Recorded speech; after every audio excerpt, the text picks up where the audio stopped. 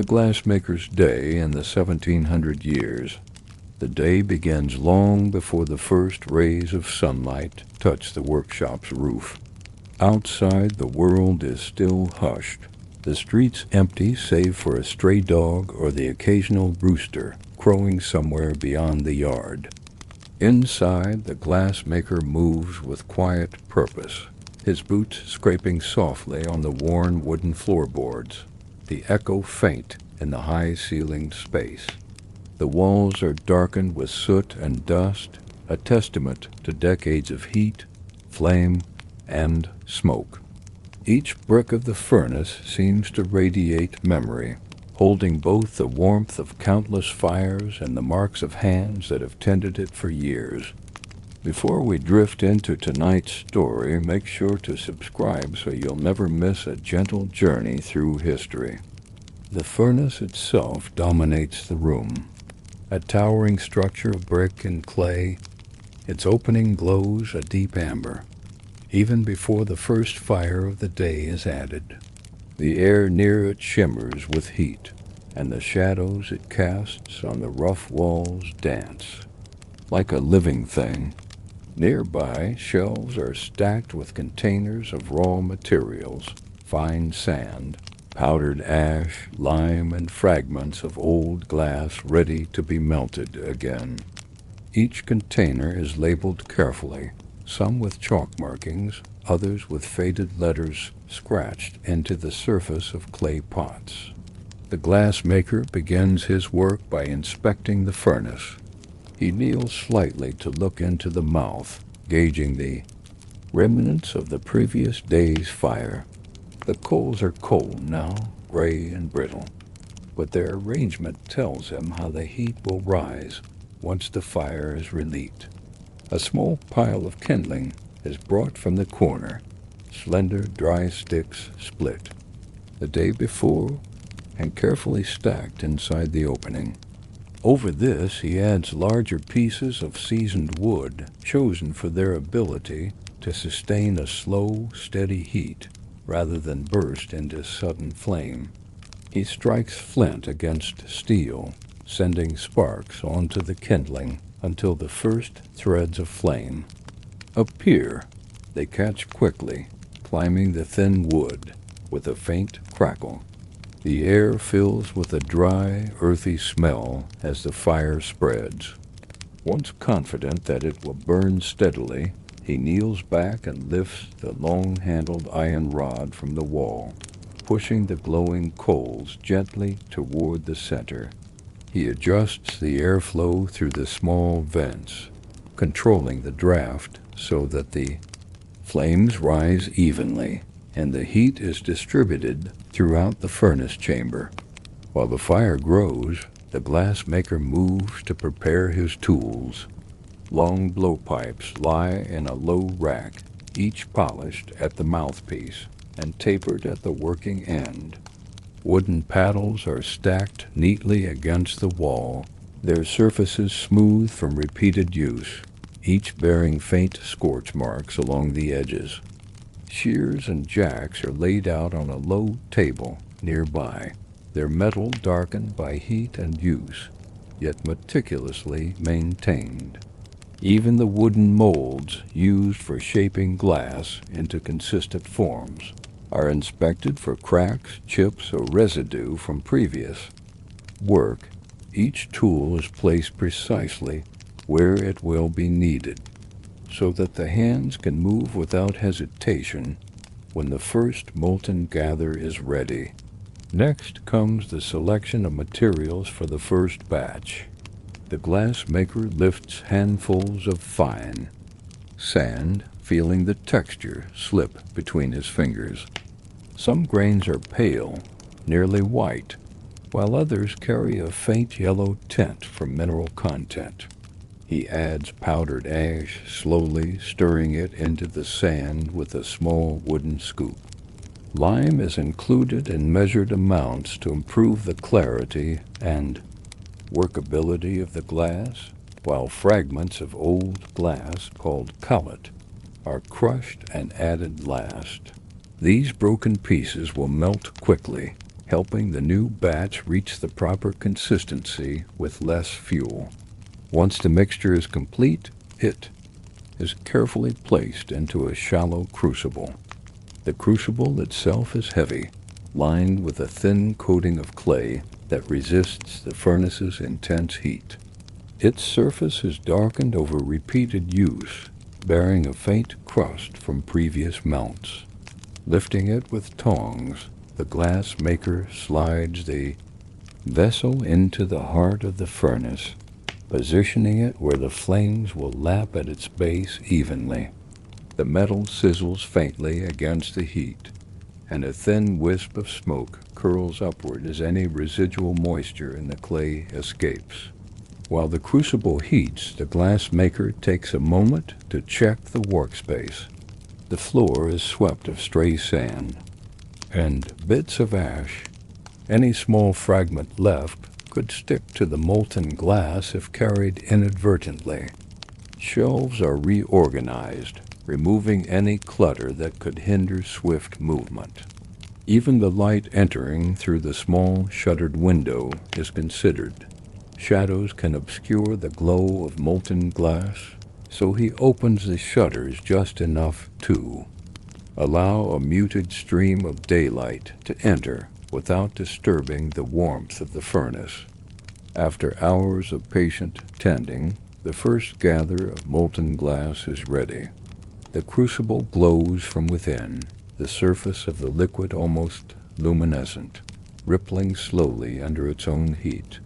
The glass maker approaches, long tongs in hand, and carefully extracts a small portion, rolling it along the marver, a smooth slab of polished iron, to shape it into a manageable sphere. The glow reflects off his face, highlighting the lines etched by years of labor and concentration. His breath is steady, the rhythm of the day settling into a pattern that has repeated countless times. The first shaping is delicate.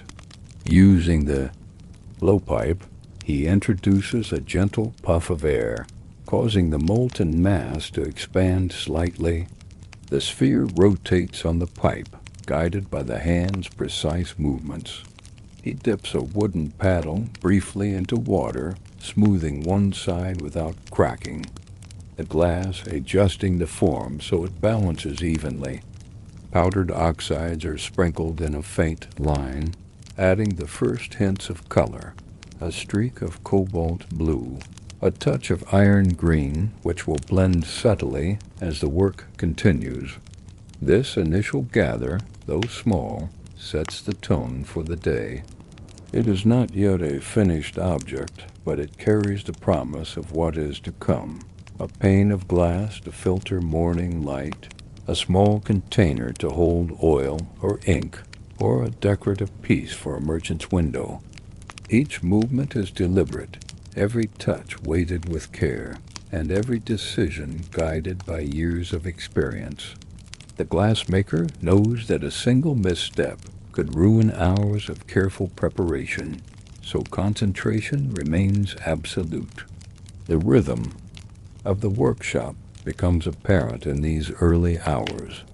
The soft hiss of steam as the paddle meets molten glass, the faint crackle of the fire, the rolling hum of heat from the furnace, and the occasional clink of tools being adjusted, all blend into a soundscape that is almost meditative without invoking thought or prayer. Time seems to stretch here, measured not by the sun, but by the readiness of the material itself. Even as he works, the glass maker keeps one eye on the furnace, ensuring it does not falter. Small adjustments to airflow, minor repositioning of coals, and a careful addition of fuel maintain the steady heat needed to work glass for hours without interruption. The workshop smells of sand, heated clay, and the faint mineral scent of the oxides. It is a raw, earthy aroma that fills the senses and marks the beginning of creation. Minutes turn into hours. Each new gather is handled with the same methodical care, removing from the crucible, rolling, shaping, introducing color, and preparing for final forms. The workshop is alive with the subtle energy of heat and transformation, yet it is a controlled, disciplined energy, not chaotic, not hurried. Each tool, each movement, each breath is part of a larger rhythm that sustains both the work and the maker. By the time the first pale light of morning fully fills the room, the glassmaker has several preliminary pieces in progress, each cooling in its designated spot, each prepared for the next stage of shaping. The furnace continues to breathe steadily. The crucibles glow from within, and the workshop stands as a carefully ordered landscape of creation, raw materials, tools, and heat converging to produce objects of clarity and form.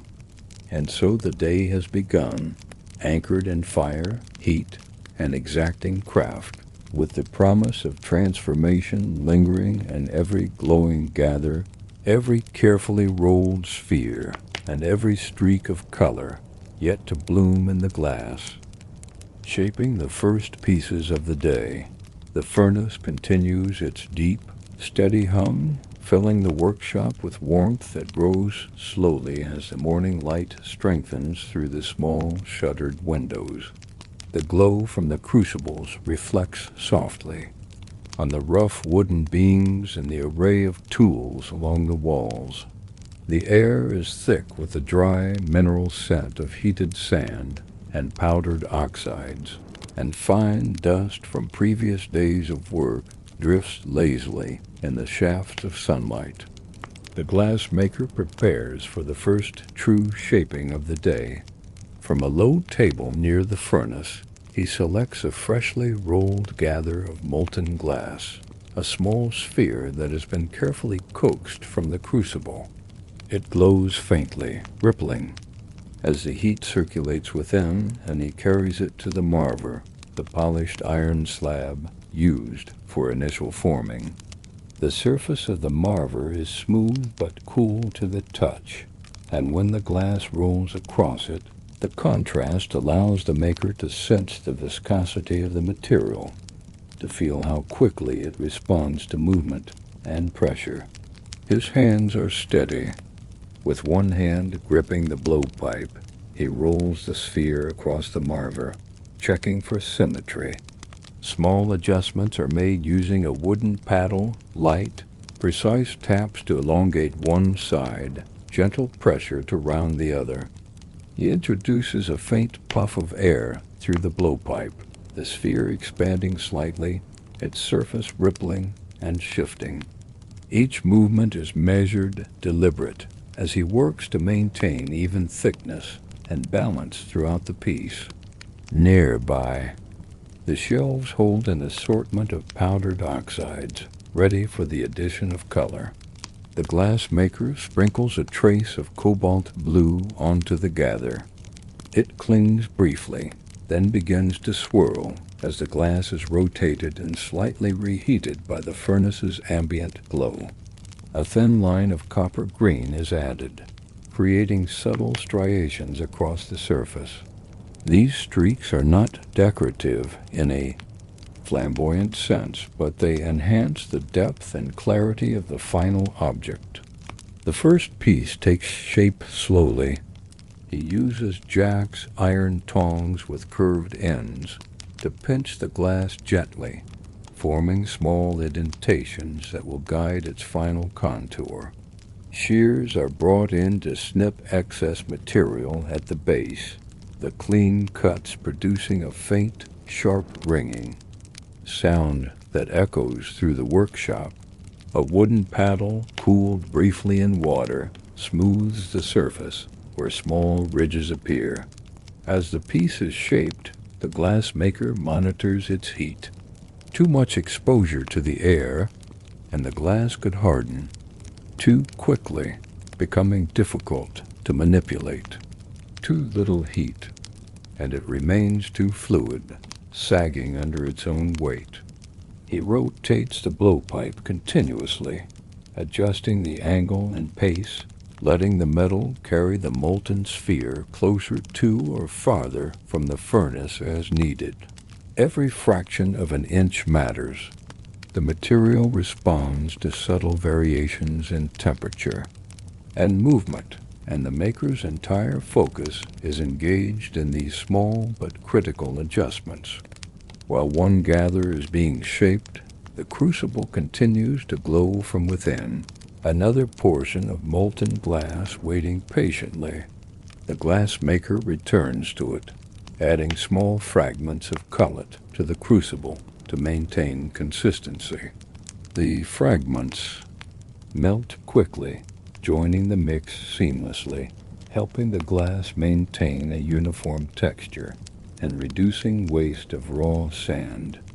A quick stir with a long iron rod ensures even melting, and the furnace's heat is adjusted slightly by shifting coals within the chamber to maintain an even temperature. By mid-morning, several pieces are in progress. A small vessel, cylindrical in form, rests on a cooling block nearby. Its surface is smooth and slightly rippled, reflecting the light faintly. Another piece, slightly larger and elongated, has faint swirls of color embedded in its surface. Each object is in a different stage of development, some just gathering shape, others ready for further refinement using molds. The glass maker works methodically.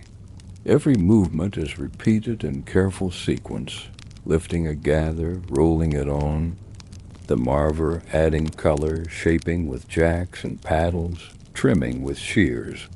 The rhythm of the work is not rushed. There is no hurry to finish. Each step is necessary, each pause purposeful. The heat of the furnace, the tactile feedback from tools, and the slow visual changes in the glass guide the pace. Time in the workshop is measured not by clocks but by observation. The sun climbs higher, yet the interior remains dominated by the warm glow of the furnace. Shadows shift slowly across the floorboards and walls, falling over piles of raw materials and tools that wait patiently for their turn in the day. The glass maker notices these changes, adjusting the lighting by tilting the shutters or moving pieces closer to the natural light, ensuring that the visibility of the molten glass remains optimal. The first attempts at shaping are followed by minor adjustments. A vessel may be reheated at the furnace edge, allowing the glass to soften slightly before further shaping. A paddle may press gently at a surface to correct a slight asymmetry.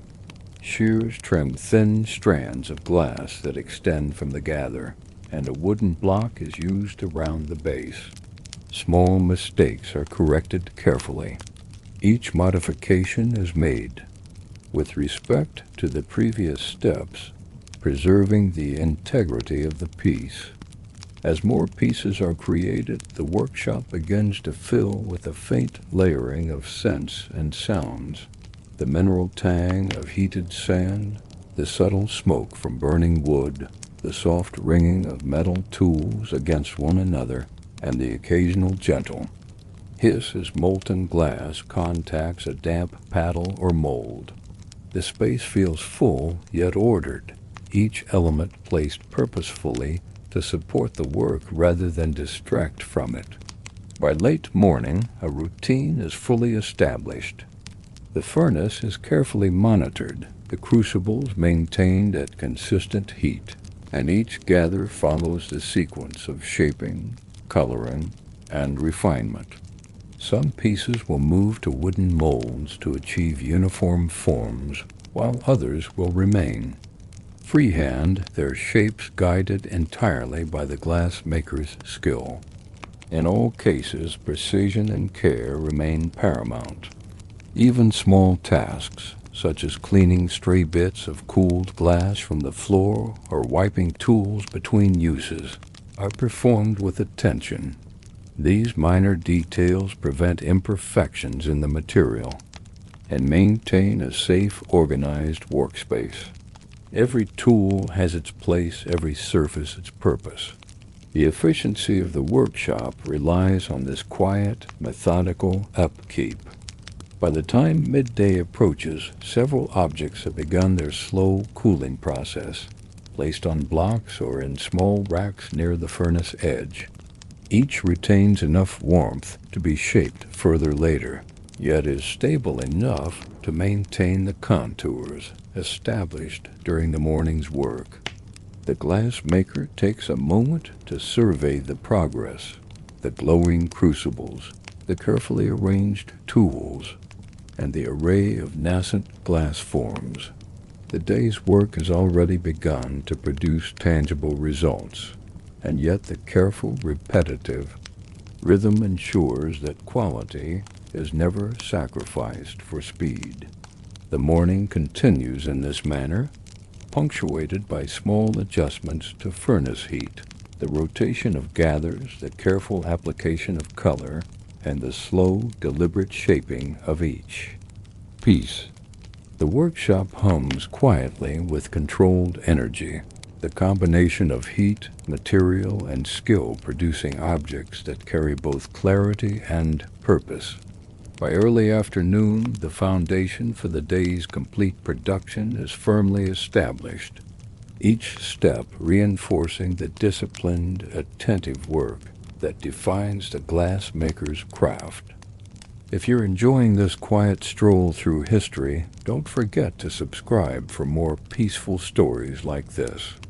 Molding, decorative shaping, and preparing for annealing. The afternoon settles over the workshop, and the sunlight that filters through the small shuttered windows casts long, angled beams across the workbenches. The air carries a warmer, heavier quality now, thickened with the subtle scent of sand, heated metal, and the faint smoke of the continuously burning furnace. The glow from the crucibles has intensified slightly, reflecting off the walls, the floor, and the tools, lending the room a golden haze that makes every movement seem slow and deliberate. The glassmaker turns his attention to the pieces that have been partially shaped during the morning. Some have been free-formed, relying entirely on careful rotation and precise pressure from paddles and jacks, while others are intended to pass through wooden or iron molds to achieve a consistent size and shape. Each piece is chosen according to its material temperature and stage of cooling. Too hot and the glass will sag, too cool and it will resist shaping. A small cylindrical vessel is selected first. The glass maker lightly dusts the interior of a wooden mold with fine ash to prevent sticking and gently inserts the gather, turning the pipe to guide the molten form into the mold. The walls of the glass expand slowly, filling the cavity evenly. His hands press and roll subtly, monitoring the thickness, the alignment, and the uniformity. Once the desired shape is achieved, the piece is eased from the mold, leaving a faint imprint of the pattern and smooth contours that will later define its final form. The next task involves decorative shaping. A slender gather of glass is rolled along the marver, then pinched and pulled using specialized jacks. Thin lines are stretched along the surface, creating subtle ridges that will catch and reflect light once cooled. Powdered oxides are applied in streaks, copper green, cobalt, blue, and occasionally iron gray in precise measured amounts. These colors do not overwhelm the piece, but enhance the texture and depth, lending it a quiet richness that will be appreciated in both functional and decorative forms. Shears come into play again as the glass maker trims excess glass from rims and bases, producing a sharp, clean edge. Each cut is executed with attention to the angle, ensuring that the symmetry of the piece is preserved. A wooden paddle, slightly wetted, smooths any remaining uneven spots, and a quick roll on the marver evens out minor irregularities. The combination of these techniques applied sequentially and methodically transforms a glowing, formless gather into a piece that is poised to take on its final character. Meanwhile, additional crucibles are rotated into position at the furnace. New batches of molten glass are prepared, some destined for molds, others for freehand shaping. The glass maker keeps careful records in his mind: which crucible contains which type of mix, the precise balance of sand, lime, and cullet, and the temperatures required for optimal workability. This mental inventory allows him to move fluidly between tasks without pausing unnecessarily, sustaining the rhythm that defines the workshop's operation. With several pieces shaped and partially cooled, the focus shifts to annealing, the slow, controlled cooling that prevents cracks and ensures structural integrity. The glassmaker arranges the newly formed objects on racks placed in a section of the annealing oven, each separated by a few inches to allow heat to circulate evenly. The oven is not yet fully active. A small, consistent fire has been established to maintain a gentle temperature. Over the next hours, the glass will lose heat gradually, stabilizing its form while preserving clarity and color.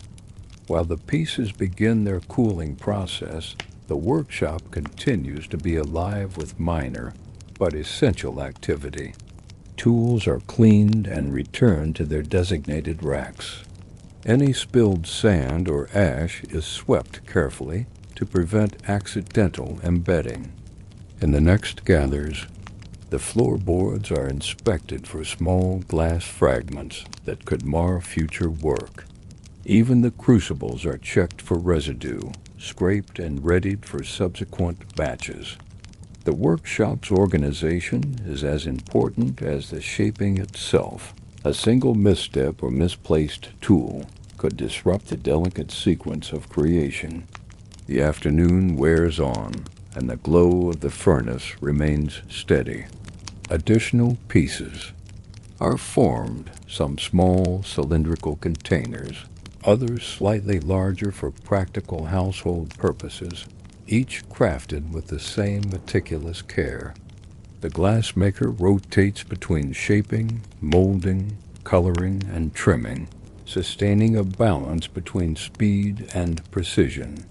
His movements are economical yet deliberate, every gesture informed by years of experience, every touch designed to maintain the integrity of the material. By late afternoon, a small collection of completed pieces rests on the annealing racks.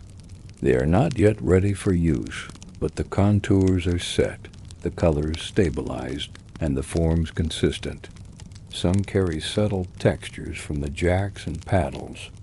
Others display faint patterns imparted by the molds. Each piece, though still warm to the touch, embodies the disciplined work of the day, a combination of controlled fire, measured material, and skilled hands. Evening approaches, and the glassmaker prepares for the next stage of his workflow. Crucibles are cleaned and refilled, tools are checked, and the furnace is adjusted to maintain a steady temperature overnight for ongoing work.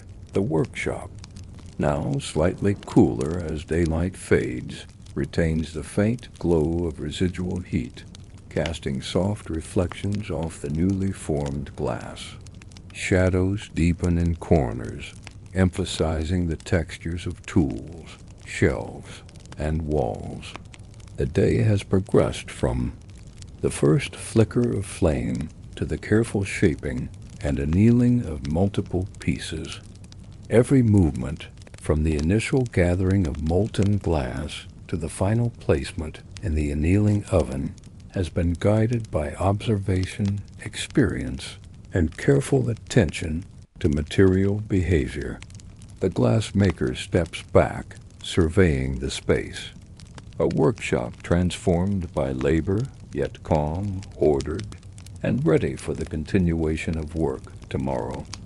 As the workshop quiets, the first pieces of the day remain suspended in gentle heat, solidifying slowly, their forms now reliable and stable. The furnace breathes steadily, a constant presence, and the tools lie in neat order, ready for the next sequence of creation, the rhythm of the glassmaker's day, beginning with fire, sustained by skill, and concluding with precise preparation for future work, has been established, forming the foundation for the hours to come. Tools of the trade. The early morning light filters through the small shuttered windows, striking the workbenches and tools with a muted glow. The workshop is quieter now, the furnace still holding residual heat from the previous day's labor, a steady warmth lingering in the air.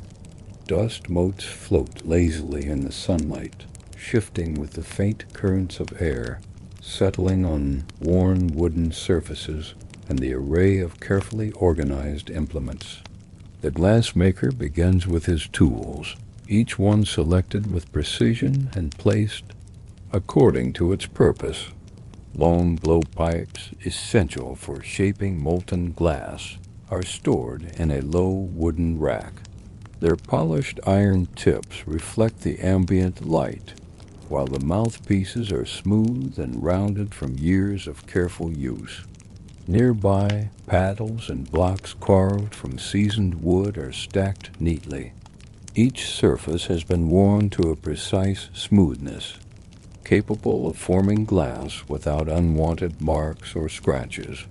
Shears, jacks, and specialized tongs are laid out on a low table within arm's reach. Their iron surfaces bear faint scorch marks and small scratches, yet each is maintained meticulously. The glassmaker examines each tool carefully, running a cloth over metal edges, checking joints and hinges, ensuring that every piece moves freely and responds precisely when pressure is applied. Even a small defect could alter the shaping of glass, so nothing is left unchecked. Wooden molds, both cylindrical and more intricate in design, are inspected next. Each mold is cleaned of dust and residue from previous days, and any cracks or chips are repaired with small amounts of wet clay or ash as needed. The interior surfaces are lightly dusted with fine ash to prevent sticking when the molten glass is introduced later. Some molds are simple, designed to produce uniform vessels. Others carry subtle patterns or grooves that will impart delicate textures onto the finished pieces. A series of crucibles sits near the furnace, each one checked for damage. The glassmaker inspects the clay lining, ensuring it is intact, and lightly scrapes any residual material from previous melts. These crucibles are then arranged so that they can be introduced into the furnace in sequence, allowing a smooth workflow throughout the day. Measuring tools are also prepared. Small scales, scoops, and metal rulers are cleaned and organized. They are used to measure precise amounts of sand, ash, lime, and cullet for each batch of glass. Accuracy at this stage ensures that the material will behave predictably when heated, a crucial factor for consistent results in both free form and molded glass pieces. Even seemingly minor implements receive attention. Brushes for cleaning tools and surfaces are inspected. Cords for hanging implements are checked, and small containers for powdered oxides are arranged in order of use. Every item has a place, every movement has purpose, and the entire workshop is organized to support uninterrupted work. The glassmaker moves methodically through the space, picking up each tool, testing its weight and balance in his hands, and placing it precisely where it will be needed once the first gathers are ready. The act of preparation is as important as shaping the glass itself. The rhythm of the day depends on seamless access to the right implement at the right moment. The furnace, still warm, is now slowly brought back to the appropriate temperature. Small pieces of kindling and wood are added gradually, coaxing the fire to life without sudden surges of flame. The crucibles are positioned near the heat, ready to receive the carefully measured mixture of sand, ash, lime, and cullet that will form the base of the day's glass. The air in the workshop begins to thicken slightly with warmth, and the metallic tang of heated tools mingles with the earthy scent of wood smoke. By mid-morning, the glassmaker has completed his tool preparation. The workspace is orderly, every implement ready for immediate use, and the furnace holds a steady glow. The stage is set for the next phase, gathering molten glass, shaping it with the carefully maintained tools, and introducing color and form through skillful manipulation. The quiet attention to tools reflects the larger rhythm of the workshop. Every piece of equipment, every surface, every implement is part of an integrated system designed to allow the glassmaker to work with precision and control. The efficiency and clarity of this organization directly affect the quality of the glass produced, ensuring that every object, whether functional or decorative, will meet exacting standards. In this manner, the glassmaker moves through the morning, inspecting, cleaning, arranging, and preparing. The work is not hurried. It is deliberate, methodical, and measured. Each tool is a continuation of the craft itself, enabling transformation of raw materials into objects that balance utility, clarity, and beauty. By the time the furnace reaches full working temperature and the crucibles are ready, the stage has been fully set for the day's first gathers of molten glass, ensuring that creation will proceed smoothly, without interruption, and with the precision the craft demands. Preparing the first batches of molten glass. With the workshop fully organized and the furnace now steadily burning, the glassmaker turns his attention to the preparation of the first batches of molten glass for the day. The air, already warm from the lingering heat of the furnace, grows heavier as the crucibles are brought forward, each one waiting to receive its carefully measured materials. The process begins with the selection of sand. The glassmaker takes handfuls from a large wedge sack, feeling the texture slip through his fingers. Some grains are pale, nearly white, while others carry a faint yellow or brown tint due to natural mineral contact. The sand is sifted to remove any impurities or larger particles that could compromise the clarity of the final glass. This attention to material quality is critical. Even a small fragment of debris can mar a piece, producing bubbles or irregularities in its surface. Next, powdered ash is measured and mixed with the sand. The ash acts as a flux, lowering the melting point of the sand and ensuring that it fuses evenly when heated. Small amounts of lime are then added, carefully weighed to maintain the proper ratio that will produce stable, workable glass. The glassmaker observes each addition, adjusting slightly based on past experience with similar batches, and noting any variations in the texture or consistency. Fragments of old glass called cullet are crushed finely and introduced last. These fragments melt more quickly than raw sand, helping the batch reach a workable temperature faster while conserving fuel. The glass maker inspects each piece of cullet, ensuring it is free from impurities and has the correct color for the intended batch. He mixes the ingredients thoroughly in a shallow clay container, taking care not to spill or scatter any material. Once the raw materials are fully combined, the mixture is transferred into the crucibles. Each crucible is inspected again to ensure the interior lining is intact and clean, preventing any contamination of the molten glass. Using long iron tongs, the glass maker carefully positions the crucibles near the furnace's mouth, placing them where the heat will be most consistent and effective. As the batch begins to heat, the glass maker monitors the furnace closely. Small adjustments are made to the airflow through the vents to maintain an even temperature, and additional fuel is added gradually to sustain a consistent heat without sudden surges. The crucibles are rotated occasionally with long rods, allowing the material to melt evenly and preventing any portion from cooling too quickly against the clay lining. While the glass is melting, the workshop is alive with minor preparations.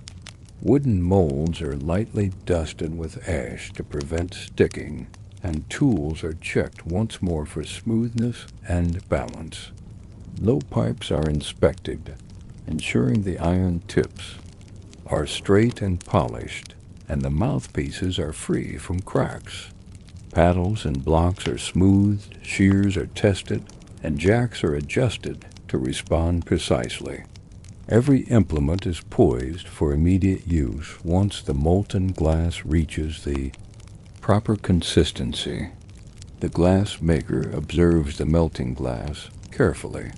At first, the mixture is granular and rough, with visible particles of sand and cullet.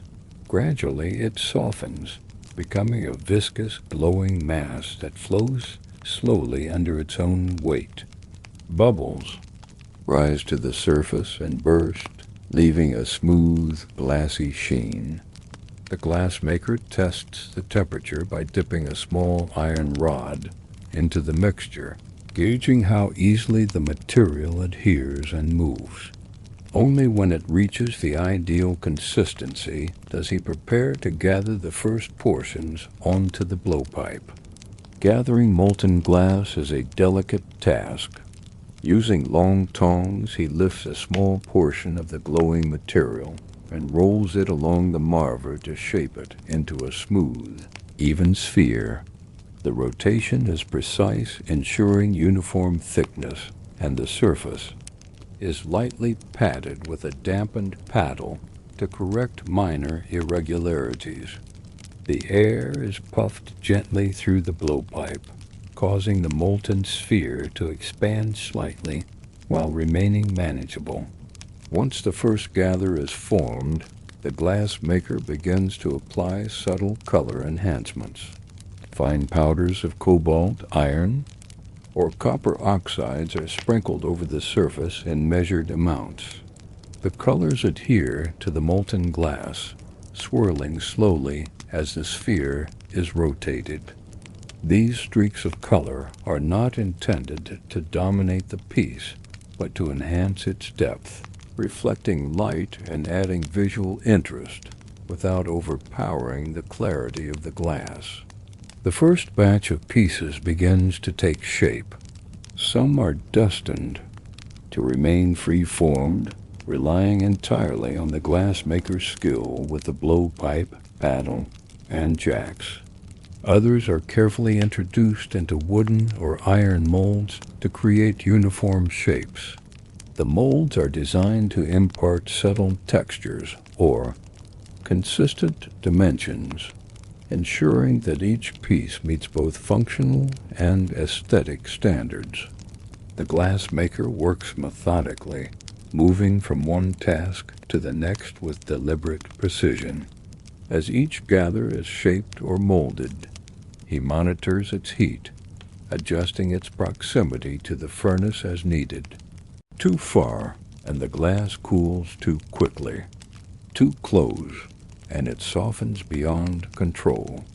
Every movement is calculated, balancing material behavior with skillful intervention.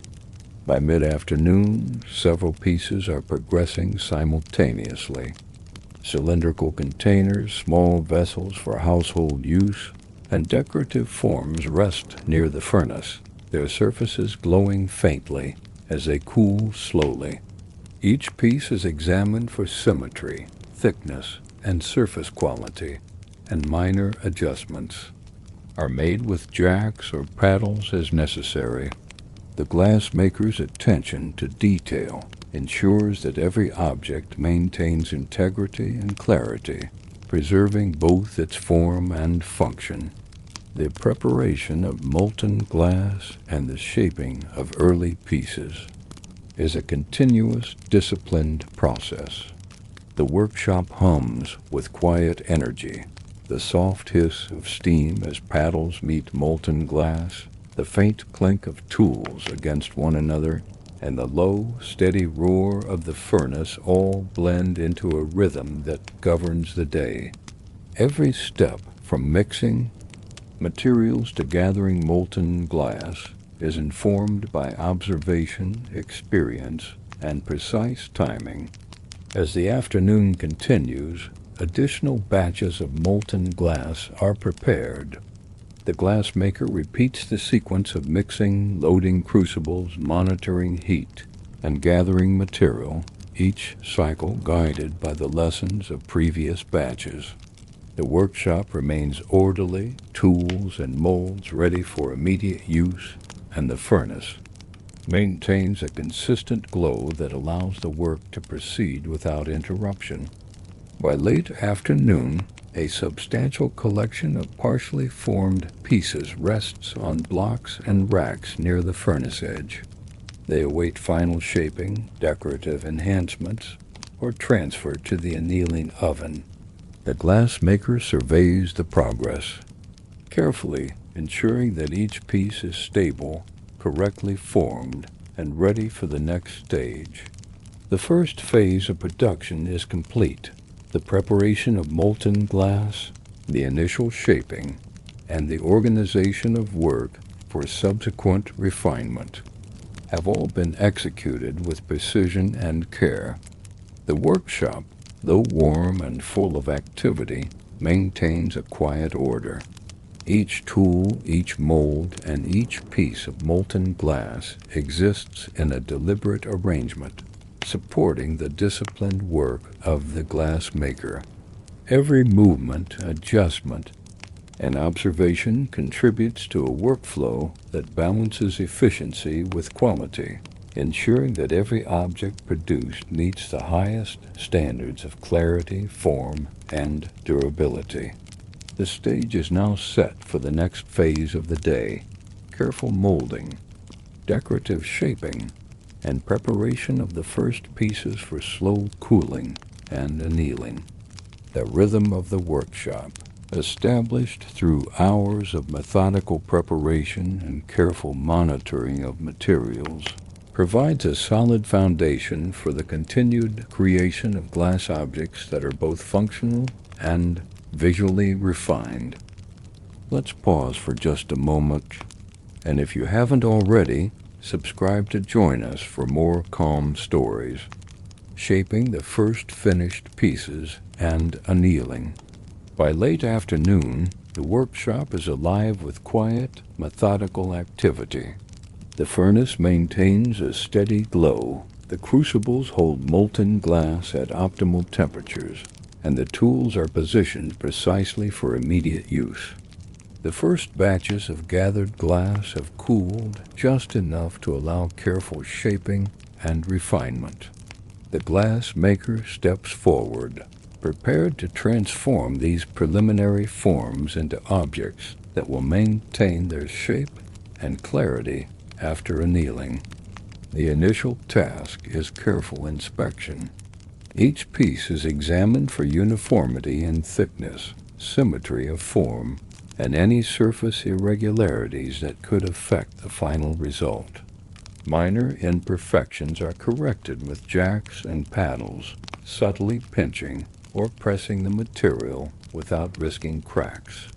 The glassmaker's hands are steady and his movements precise, reflecting years of familiarity with the behavior of molten and semi-cooled glass. Some pieces are transferred into molds for the final shaping process. Wooden molds are chosen for their ability to provide consistent dimensions without marking the glass surface. Each mold is lightly dusted with ash, and the gather is carefully guided into its cavity. The glass expands slowly, filling the mold uniformly as the maker rotates the blowpipe and monitors the thickness. Small adjustments with paddles and jacks ensure that edges are smooth, surfaces even, and the form fully realized. Free-formed pieces receive equal attention. The glassmaker rolls the gather along the marver, carefully shaping it into cylinders, spheres, or slightly elongated vessels. Powdered oxides are added at precise intervals, creating faint streaks of color that will remain visible after cooling. Shears trim any excess glass at rims or bases, producing clean edges that will support stability in use. Wooden blocks and paddles smooth surfaces, removing any minor ridges or distortions left from earlier handling. Temperature control remains critical. Each piece is periodically returned to the furnace edge, briefly reheated to maintain workability. Too much heat and the form becomes uncontrollable. Too little, and shaping becomes impossible without risking cracks. The glassmaker moves each object with deliberate timing, ensuring that the material remains within the precise range necessary for successful manipulation.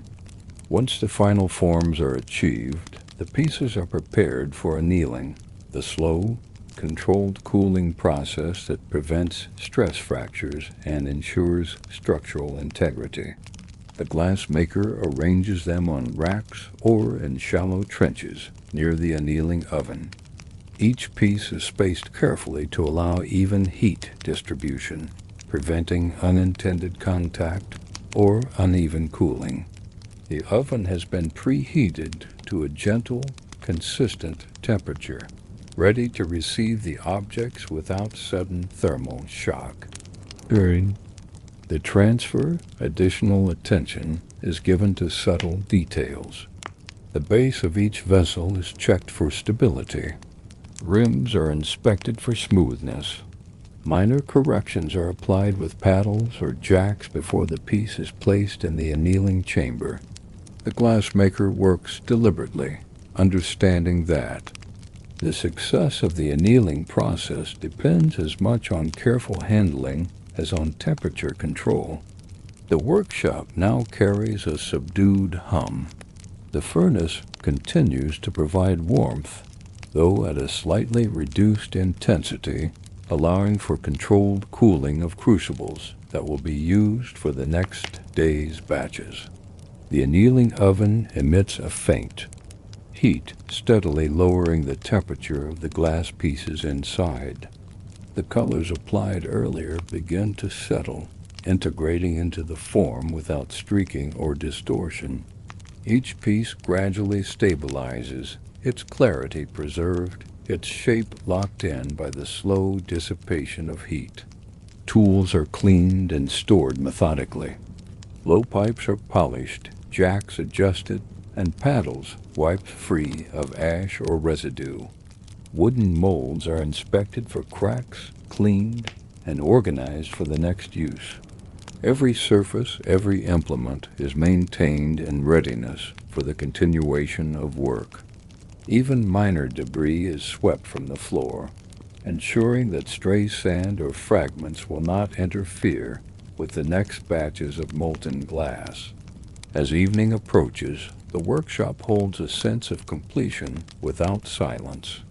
The furnace glows faintly, casting long shadows across walls lined with racks of tools and shelves of raw materials. The annealing oven continues its work steadily, slowly reducing the temperature of the newly shaped pieces. The glassmaker surveys the day's progress. Several functional vessels, decorative forms, and preliminary objects, now moving through the final stage of stabilization. The rhythm of the day, from preparation of materials through melting, gathering, shaping, and now annealing, is evident in the quiet organization of the workshop. Each stage flows seamlessly into the next, sustained by careful observation, precise timing, and meticulous attention to material behavior.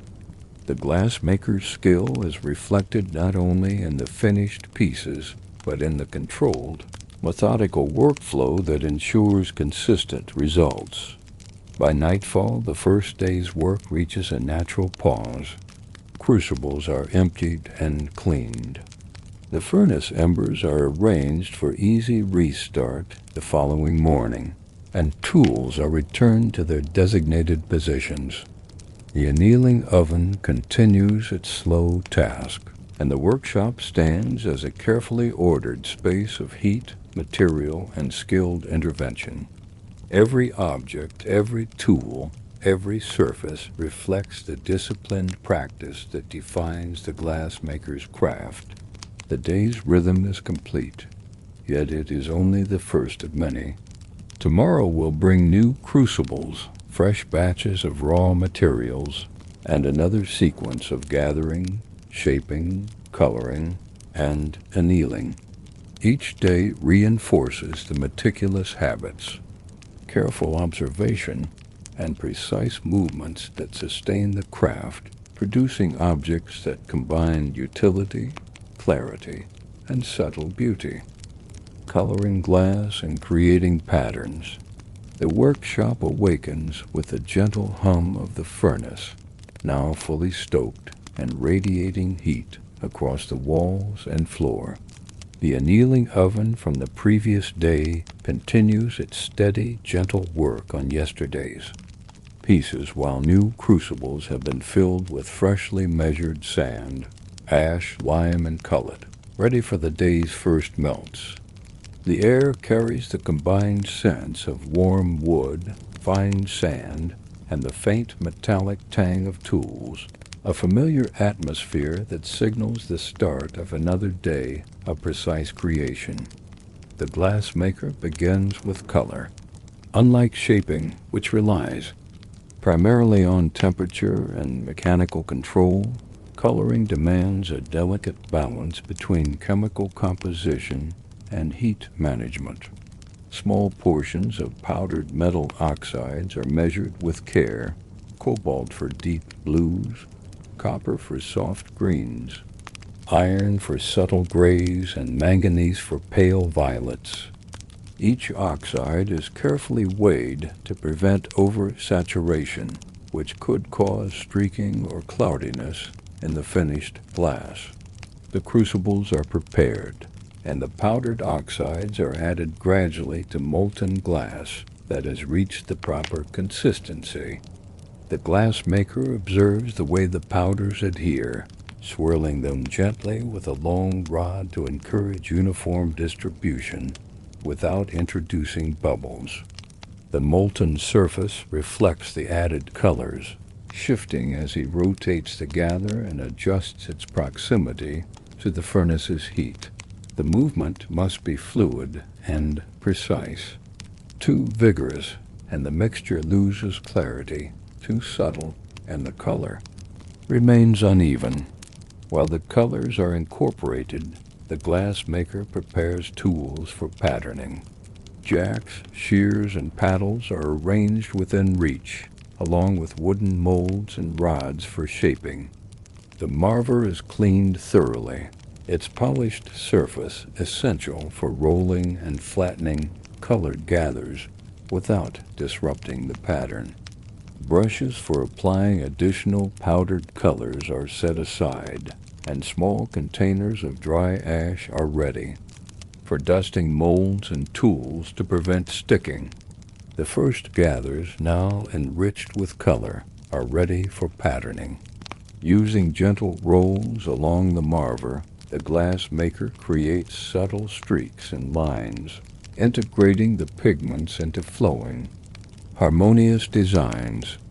Jacks are used to pinch and elongate areas, introducing slight ridges that will catch the light once cooled. Wooden paddles smooth surfaces without disturbing the embedded patterns.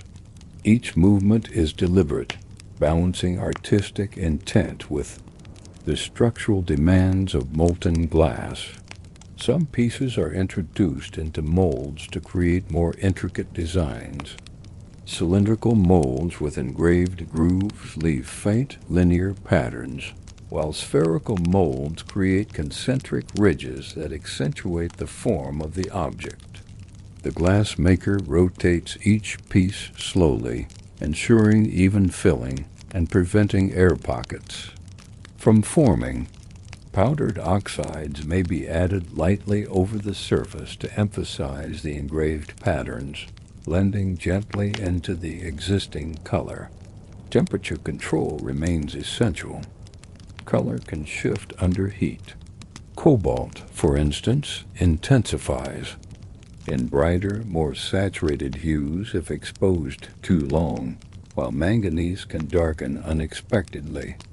The glass maker moves each piece toward or away from the furnace edge, gauging the consistency and ensuring the patterns remain clear and unclouded. He monitors the glow of the molten glass, reading subtle changes in surface sheen to determine when additional shaping is safe. For free-formed objects, the process of patterning is more tactile.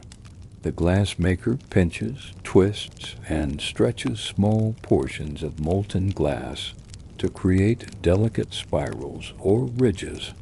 Powdered colors are applied, with a light hand layered gradually to prevent saturation.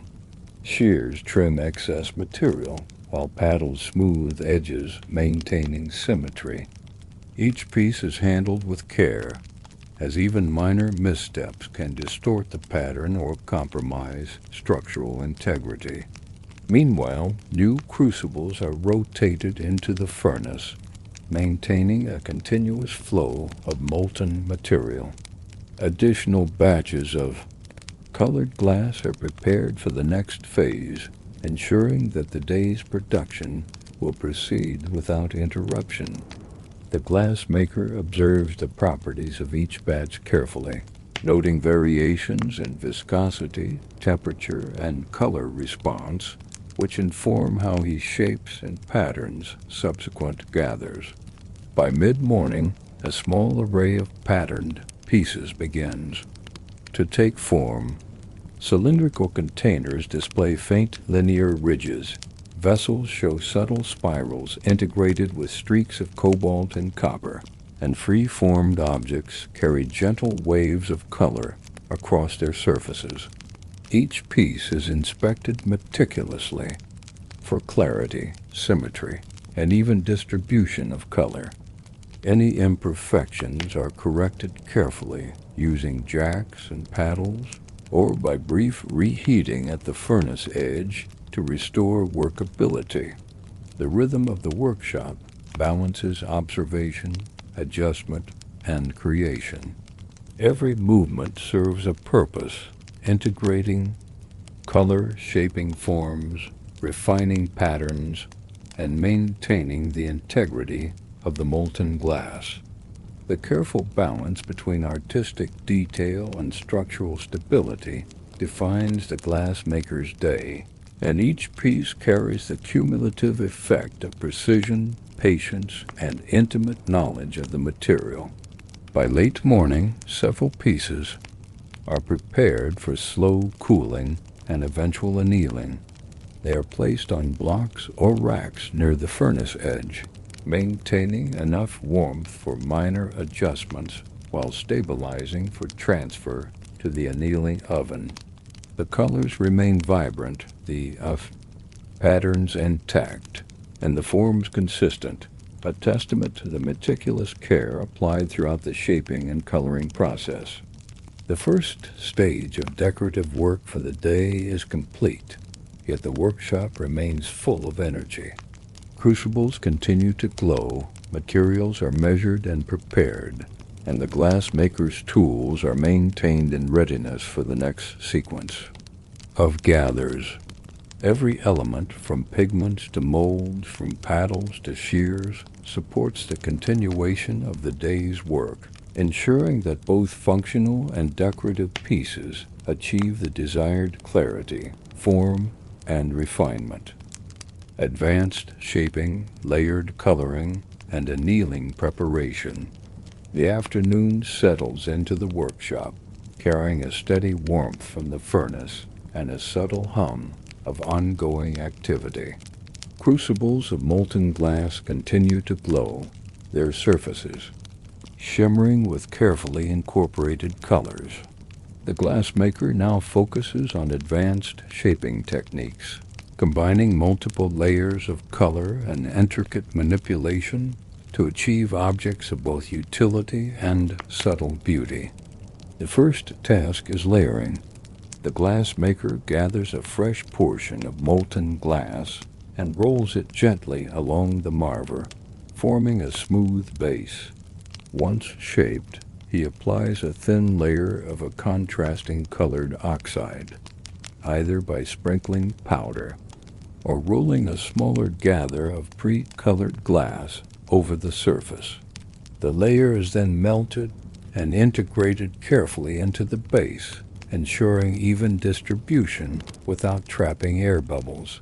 Repetition of this process produces multi-layered colors, creating depth and luminosity within the glass.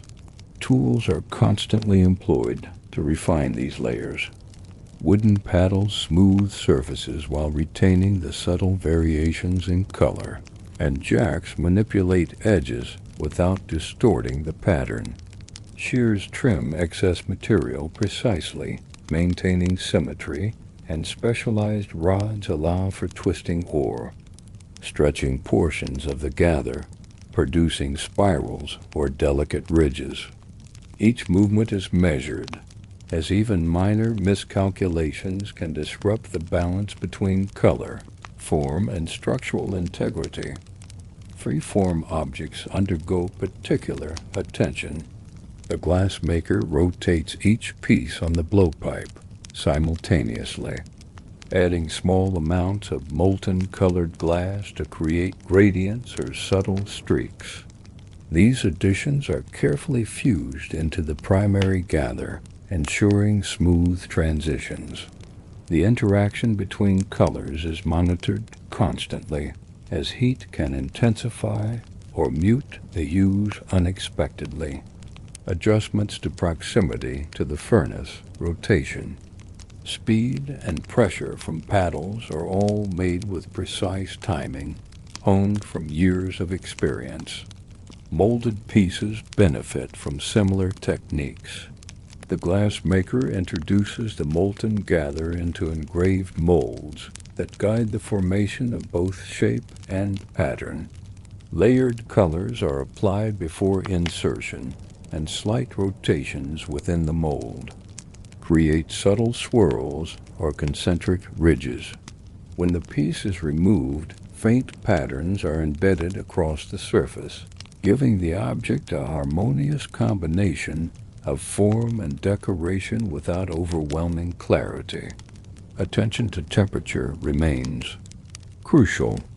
Multi-layered and patterned pieces are more sensitive to uneven heating. and the glass maker frequently tests viscosity using a small rod to gauge the flow and malleability of the glass. Portions that cool too quickly are gently reheated at the furnace edge to restore workability, while overheated sections are rolled and molded carefully to prevent sagging or distortion. Once shaping and layering are complete, the pieces are prepared for annealing. The glass maker places each object on racks or blocks positioned near the annealing oven, ensuring proper spacing to allow heat to circulate evenly. The oven has been maintained at a steady, gentle temperature, ready to receive the delicate, multicolored objects. Each placement is deliberate. Edges are aligned, bases leveled, and surfaces checked for minor imperfections before final transfer. The annealing process itself is methodical. The temperature is gradually lowered over hours, allowing the internal stresses within the glass to dissipate. The workshop is quiet except for the soft hiss of heat radiating from the oven, the subtle tapping of tools during minor adjustments, and the occasional clink of rods or shears. The glass maker monitors the cooling carefully, knowing that uneven heat or abrupt temperature changes could cause cracking or cloudiness in the layered pieces. As the afternoon progresses, additional gathers are prepared, colored, and shaped. The rhythm of the workshop is maintained. Preparation, layering, shaping, inspection, and annealing. Each step is executed with precision, supporting both the structural integrity and the aesthetic quality of the objects. The combination of technique, experience, and careful observation ensures that even the most intricate designs emerge from the furnace intact and clear. By late afternoon, a substantial array of pieces rests in the annealing oven or on racks, from small free-formed vessels to molded containers with delicate embedded patterns. The colors have settled, forming harmonious gradients and streaks, and the shapes have stabilized, ready to cool fully over the coming hours. The glass maker surveys the collection carefully, noting which objects may require minor adjustment tomorrow, which batches are ready for finishing, and which molds will be used for the next sequence of work. Tools are cleaned and arranged, crucibles inspected for residue, and the furnace embers adjusted to maintain a low, steady heat overnight. Even small fragments of glass on the floor or dust on surfaces are attended to, ensuring that tomorrow's work will proceed without interruption or contamination. The workshop now carries a quiet, reflective energy. The structured workflow of preparation, shaping, layering, and annealing has produced a collection of durable, intricately colored glass objects. Every piece is a product of disciplined observation, careful timing, and skillful manipulation of heat, material, and tools. The rhythm of creation, ongoing and methodical, continues to define the glassmaker's day, bridging functional necessity with refined artistry. If you're enjoying this quiet stroll through history, don't forget to subscribe for more peaceful stories like this. Final adjustments, finishing touches, and annealing completion. The late afternoon light falls across the workshop, casting elongated shadows over racks of partially cooled glass and the glowing embers of the furnace. The annealing oven hums, softly holding the day's earlier creations at a gentle, controlled temperature. The glassmaker now turns his attention to the final adjustments, the finishing touches that will ensure each object achieves structural integrity, clarity, and visual refinement. The first task is inspection. Each piece is carefully lifted from racks, or blocks near the furnace edge. The glass maker examines the surfaces, checking for slight distortions, irregular thickness, or any subtle imperfections in pattern or color. Even minor deviations are addressed immediately. Free-formed pieces may be reheated briefly at the furnace's edge to allow gentle manipulation, while molded pieces may be rotated within their forms to correct uneven edges or surfaces. Edges and rims receive particular attention. Using paddles and jacks, the glass maker smooths out minor ridges, ensuring that openings are level and safe for handling. Shears are used to trim excess material, producing clean, precise outlines. Wooden paddles and lightly ash-dusted molds assist in shaping delicate curves without marking the surface. Each adjustment is done with subtle, measured movements, preserving the patterns and layered colors integrated earlier. Surface refinement continues with light polishing. Small, smooth rods are used to press gently along ridges or swirls, flattening uneven areas while maintaining the visual texture. The colored oxides that form streaks and patterns are observed closely, ensuring they have fused properly into the glass body. Any areas where pigments have gathered too heavily are carefully balanced through gentle reheating or shaping, resulting in an even, harmonious appearance. Once finishing touches are applied, pieces are returned to the annealing oven for final stabilization. The temperature is adjusted subtly, lowering gradually over hours to allow the internal stresses within the glass to dissipate completely. The glass maker monitors the oven closely, ensuring even cooling, as uneven temperature distribution could lead to cracking or cloudiness. During this phase, the workshop remains methodical and organized. Crucibles are inspected for residue and cleaned in preparation for the next day's batches. Tools are arranged systematically, polished, and placed within easy reach. Wooden molds are cleaned, checked for damage, and lightly dusted with ash, ready for the next sequence of work. Every surface and implement is maintained, reinforcing the disciplined workflow that defines the glass maker's craft. The glass maker also takes a moment to assess the structural stability of each piece. Vessels are checked for balance, ensuring they stand evenly on flat surfaces. The thickness of walls and bases is observed to confirm uniformity, preventing weaknesses that could compromise longevity. Decorative patterns are evaluated not only for aesthetic appeal, but also for their integration with the structural form, ensuring that artistry does not interfere with durability. By evening, a complete collection of finished and semi-finished pieces is arranged carefully in the workshop. The colors have settled, the patterns remain distinct and harmonious, and each piece has passed meticulous inspection for form and stability. The furnace has been lowered to maintain residual warmth without risk of sudden overheating, and the annealing oven continues its gradual reduction in temperature, ensuring that every object completes its slow stabilization.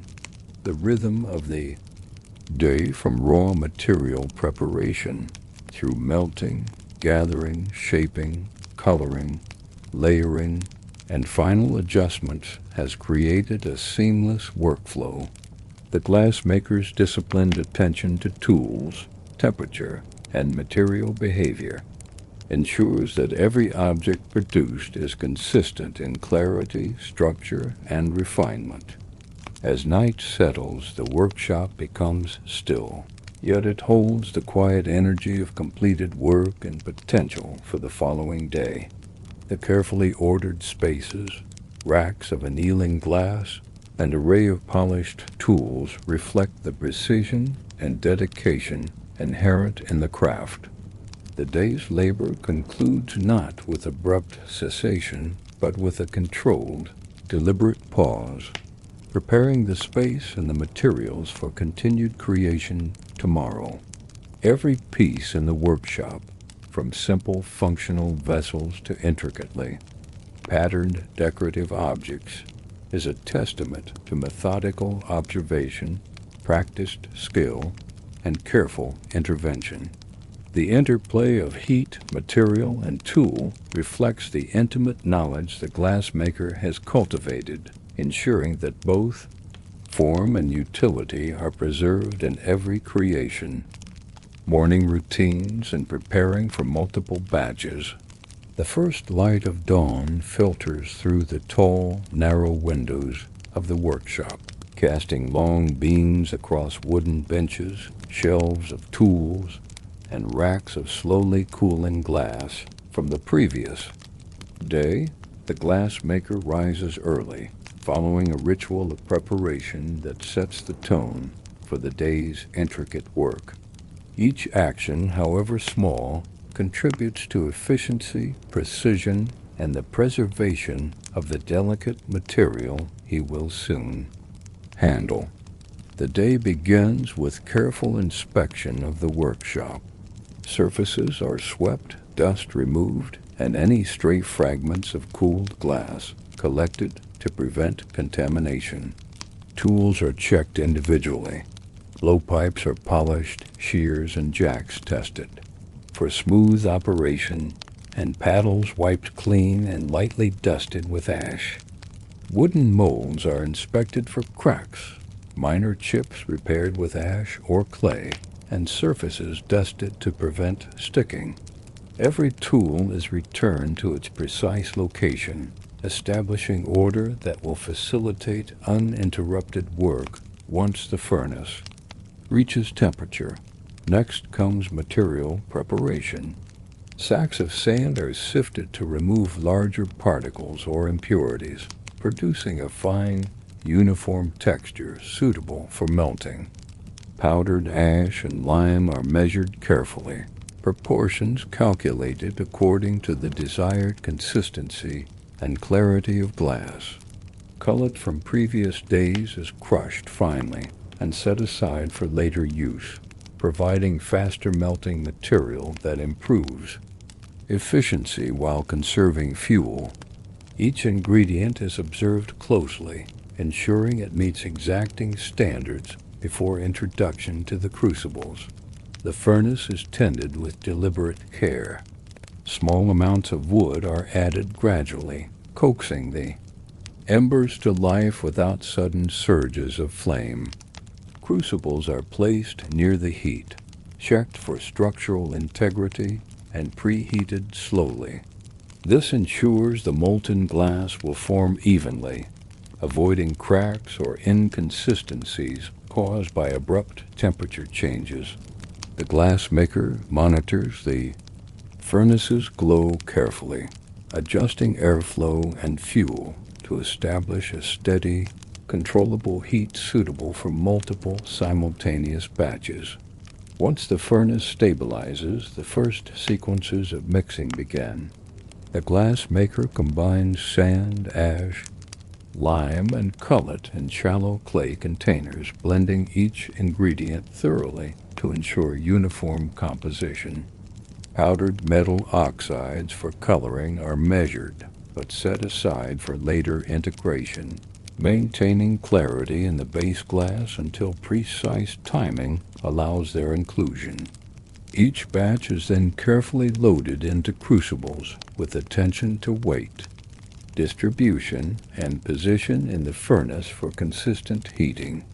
While the crucibles begin to melt, the glassmaker inspects tools and molds again. Blowpipes are tested for straightness, mouthpieces checked for cracks, and paddles and blocks smoothed to perfection. Jacks and shears are adjusted to respond precisely to the maker's touch. Even small brushes and rods used for applying patterns or layering colors are cleaned and arranged systematically. This repeated inspection ensures that every implement is ready when the molten glass reaches optimal workability. The workshop itself is organized to accommodate multiple batches. Space near the furnace is cleared for maneuvering, with racks and blocks positioned to hold partially formed pieces. Wooden molds are grouped according to size and shape, allowing the glass maker to move efficiently between forms without unnecessary interruptions.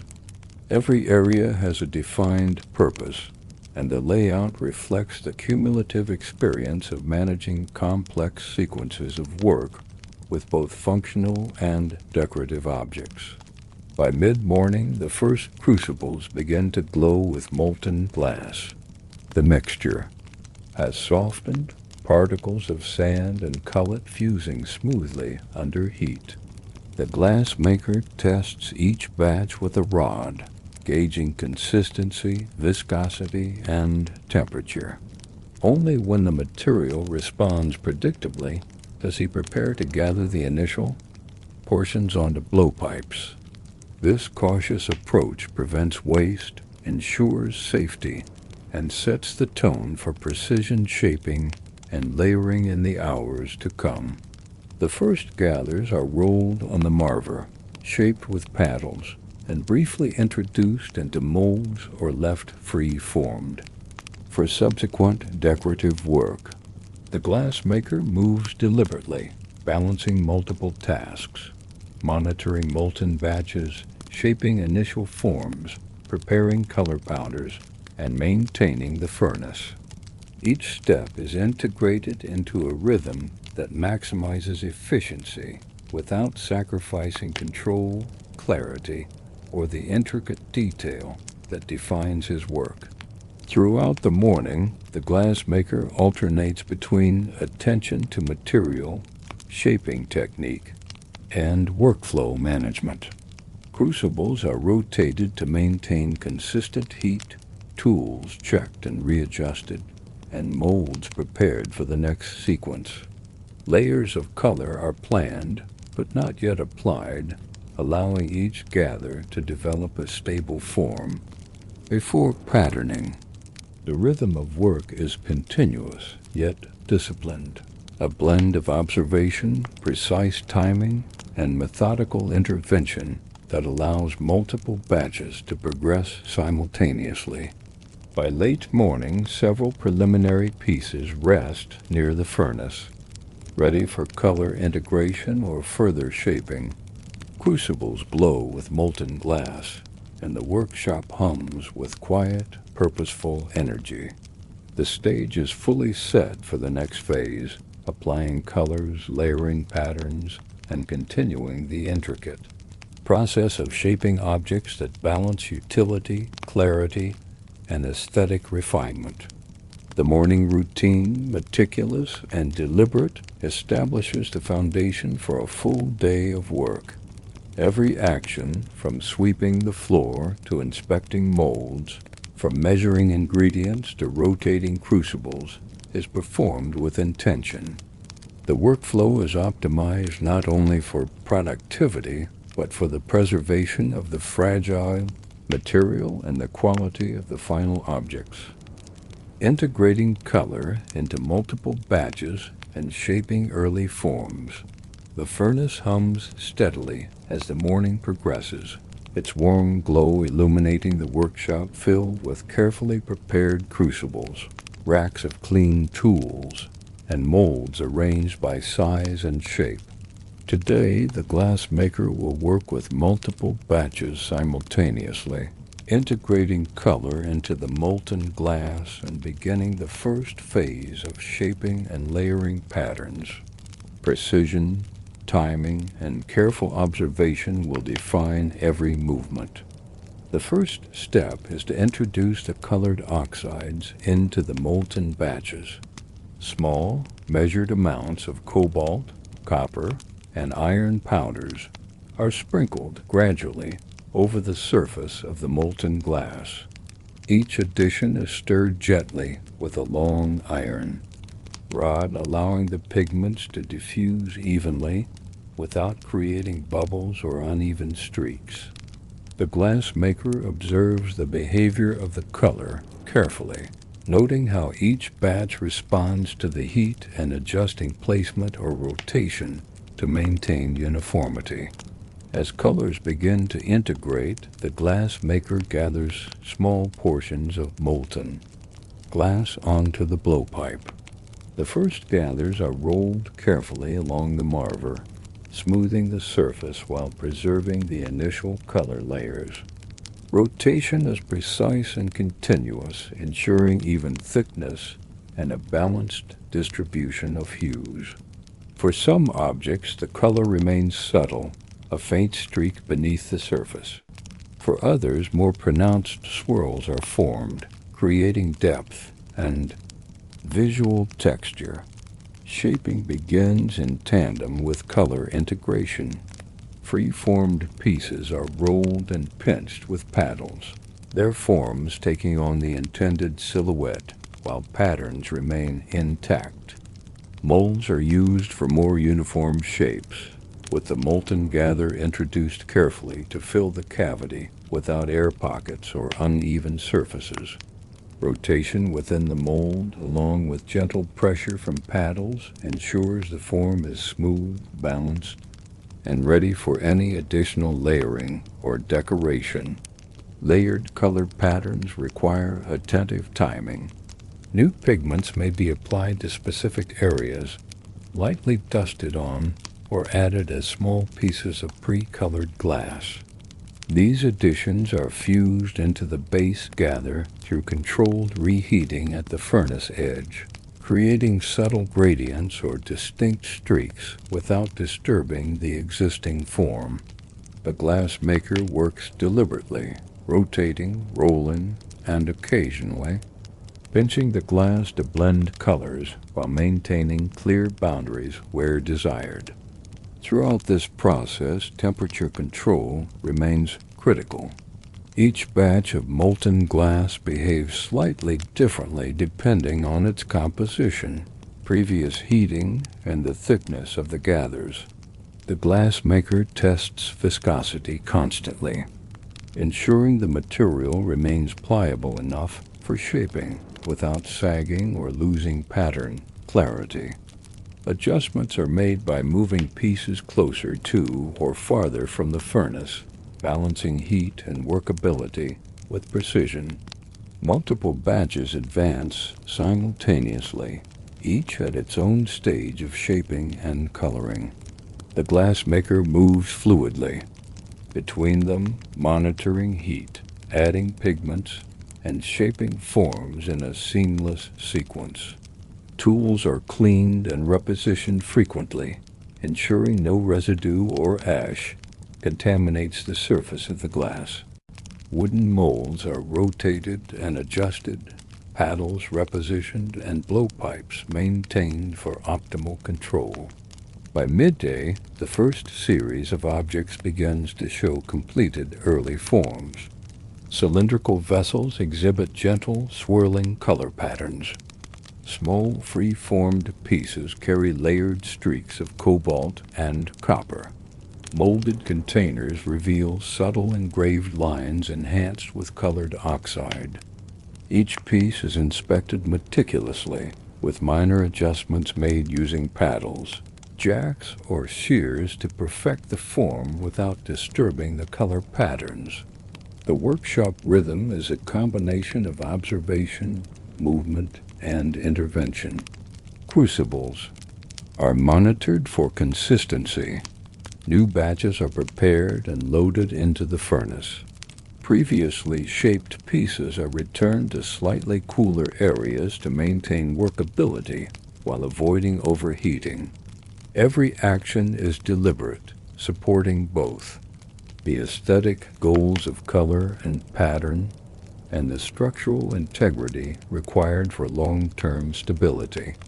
As the afternoon approaches, several of the colored objects are moved onto racks near the furnace, resting briefly before transfer to the annealing oven.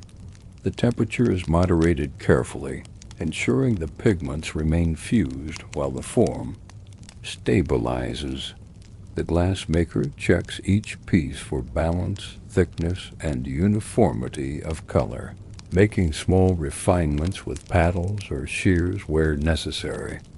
By late afternoon, the workshop contains multiple partially finished pieces, some free-formed, others molded, each carrying the first visible results of layered color integration. Crucibles glow with molten glass ready for the next round of gathers, and the glass maker surveys the progress carefully. The morning's preparation and careful integration of color have set the stage for advanced shaping, further layering, and eventual transfer to annealing for full stabilization. Advanced patterning, layering, and annealing preparation. The late afternoon sun casts a warm glow across the workshop, highlighting racks of partially shaped glass and the soft orange radiance of the furnace.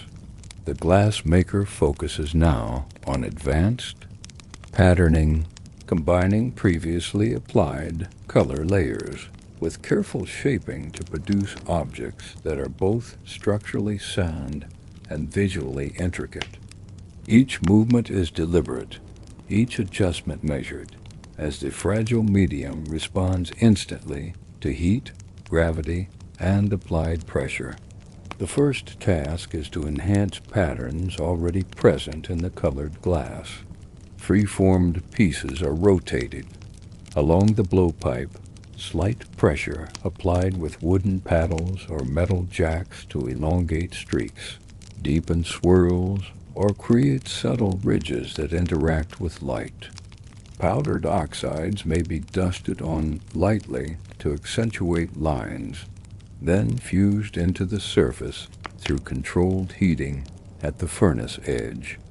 Every addition is integrated gradually, preventing uneven coloration or surface distortion. Molded pieces are treated differently. The molten gather is introduced into engraved molds, each cavity designed to produce ridges, spirals, or symmetrical indentations. The glass maker rotates the mold, applying gentle pressure to ensure the glass fills each contour evenly.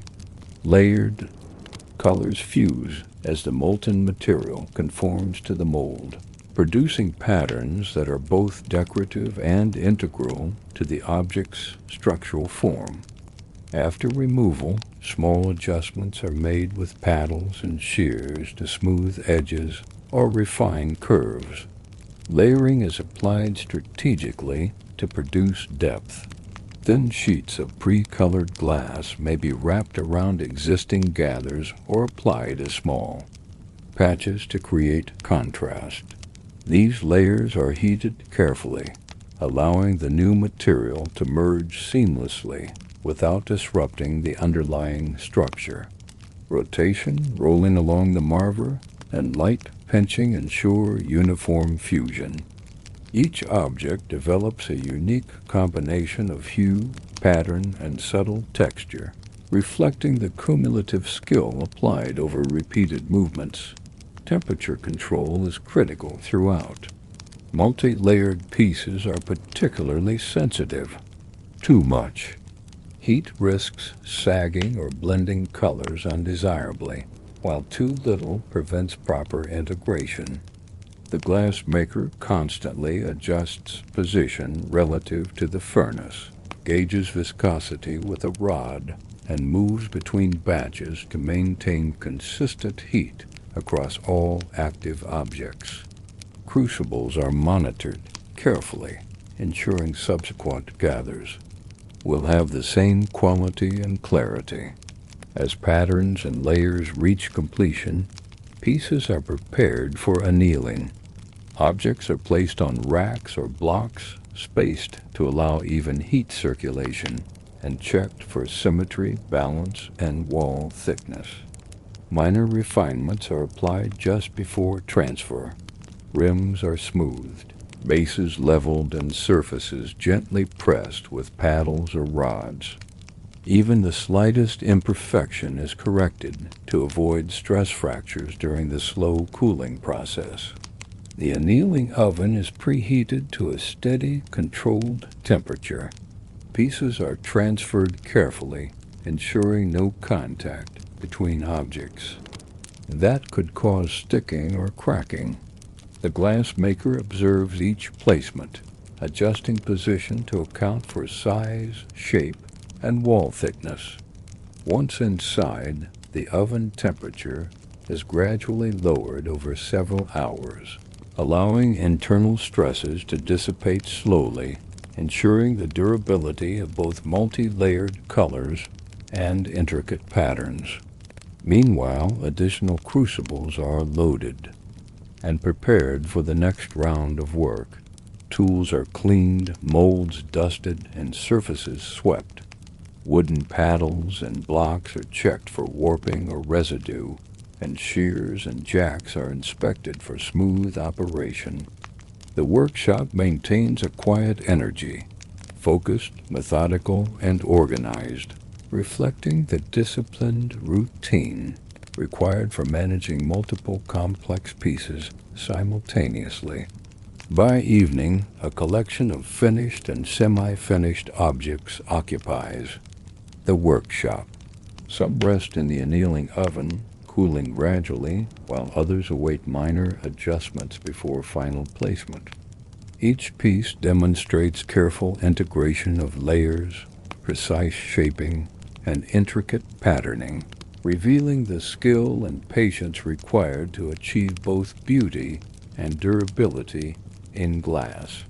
The rhythm of the day, from morning preparation through layering, patterning, and annealing, concludes with a sense of completion and readiness. Tools are stored, crucibles cleaned, and the furnace embers maintained for the following morning. Every surface, object, and tool reflects the careful attention and practiced skill of the glass maker, ensuring that the next day can begin efficiently and with the same dedication to precision. Let's pause for just a moment, and if you haven't already, subscribe to join us for more calm stories. Working with large and irregular glass forms, the early morning light filters into the workshop, revealing racks of annealed pieces from the previous day and crucibles slowly beginning to glow in the furnace. Today's focus is on larger and irregular forms objects that demand additional precision, careful handling, and continuous attention to temperature, color distribution, and structural integrity. The glass maker begins by preparing the crucibles for larger batches. More sand, ash, and cullet are measured to ensure sufficient material, and metal oxides are calculated carefully for uniform color. Larger gathers require extended heating times to achieve the necessary consistency, so each crucible is positioned optimally within the furnace for even melting. The workshop is organized to allow freedom of movement, with additional space cleared near the furnace for maneuvering heavy blowpipes and larger molds. Large free-formed pieces are particularly challenging. The glassmaker gathers molten material onto an extended blowpipe, rolling it along the marver to create a smooth, even base. The size of the gather demands precise coordination of movement. Rotation, paddling, and careful lifting must be synchronized to prevent sagging or unintended stretching. Wooden paddles and blocks provide support, while light dustings of ash prevent sticking and allow gentle shaping. Irregular forms, such as vessels with uneven curves or asymmetrical openings, require constant adjustment. The glassmaker manipulates the gather incrementally, using jacks to pull, pinch, or elongate specific sections. Every movement is observed carefully, Small errors can amplify quickly in larger objects. Temperature control is crucial. Larger volumes cool more slowly at the surface, but retain heat internally, which affects malleability. Pieces are rotated frequently and positioned strategically near the furnace edge to maintain even consistency. Layering color in these forms presents additional complexity. Powdered oxides are applied gradually, either sprinkled on the surface or rolled in as thin pre-colored gathers. The glassmaker monitors how the pigments flow and fuse, ensuring even saturation without distortion. In larger objects, gradients and streaks are intentionally enhanced by controlled rotation and slight stretching, producing depth without compromising form. Molds are used for irregularly shaped pieces when symmetry is needed for functional purposes. The molten gather is introduced carefully, ensuring each cavity is filled evenly.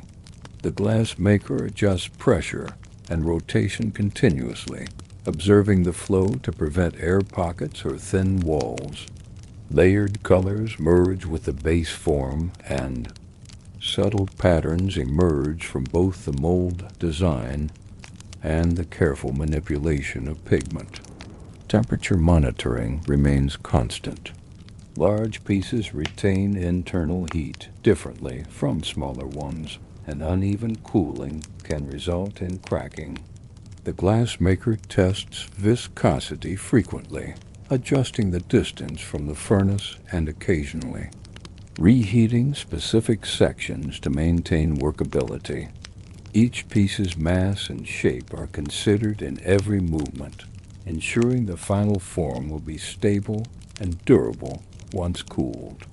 As mid-morning progresses, the first large gathers begin to show their intended forms. Free-formed objects display flowing curves with integrated streaks of color, while molded forms reveal embossed patterns enhanced by layered pigments. The glassmaker inspects each piece meticulously, applying minor refinements with paddles, jacks, and shears, balancing form, pattern, and thickness. The workshop rhythm is intensive yet controlled.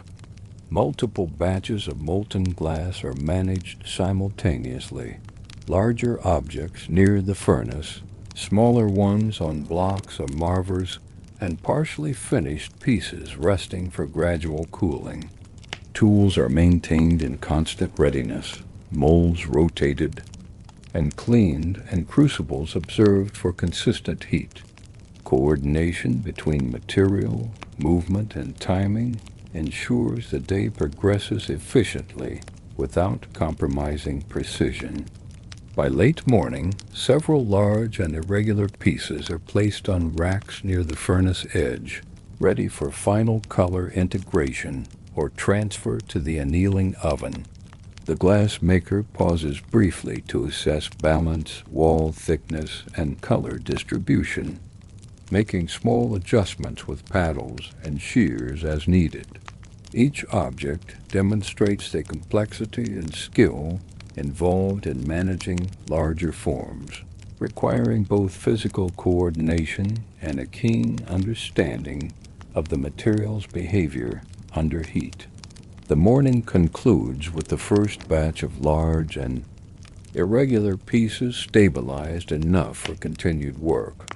Crucibles remain in rotation, the furnace maintains steady heat, and the workshop is arranged to allow further shaping, layering, and patterning in the afternoon.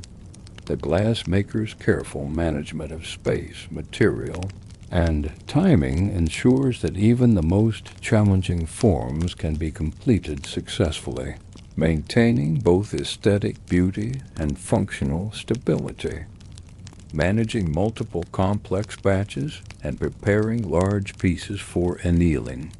The afternoon sun shifts across the workshop, illuminating the racks of partially formed glass and the steady orange glow of the furnace.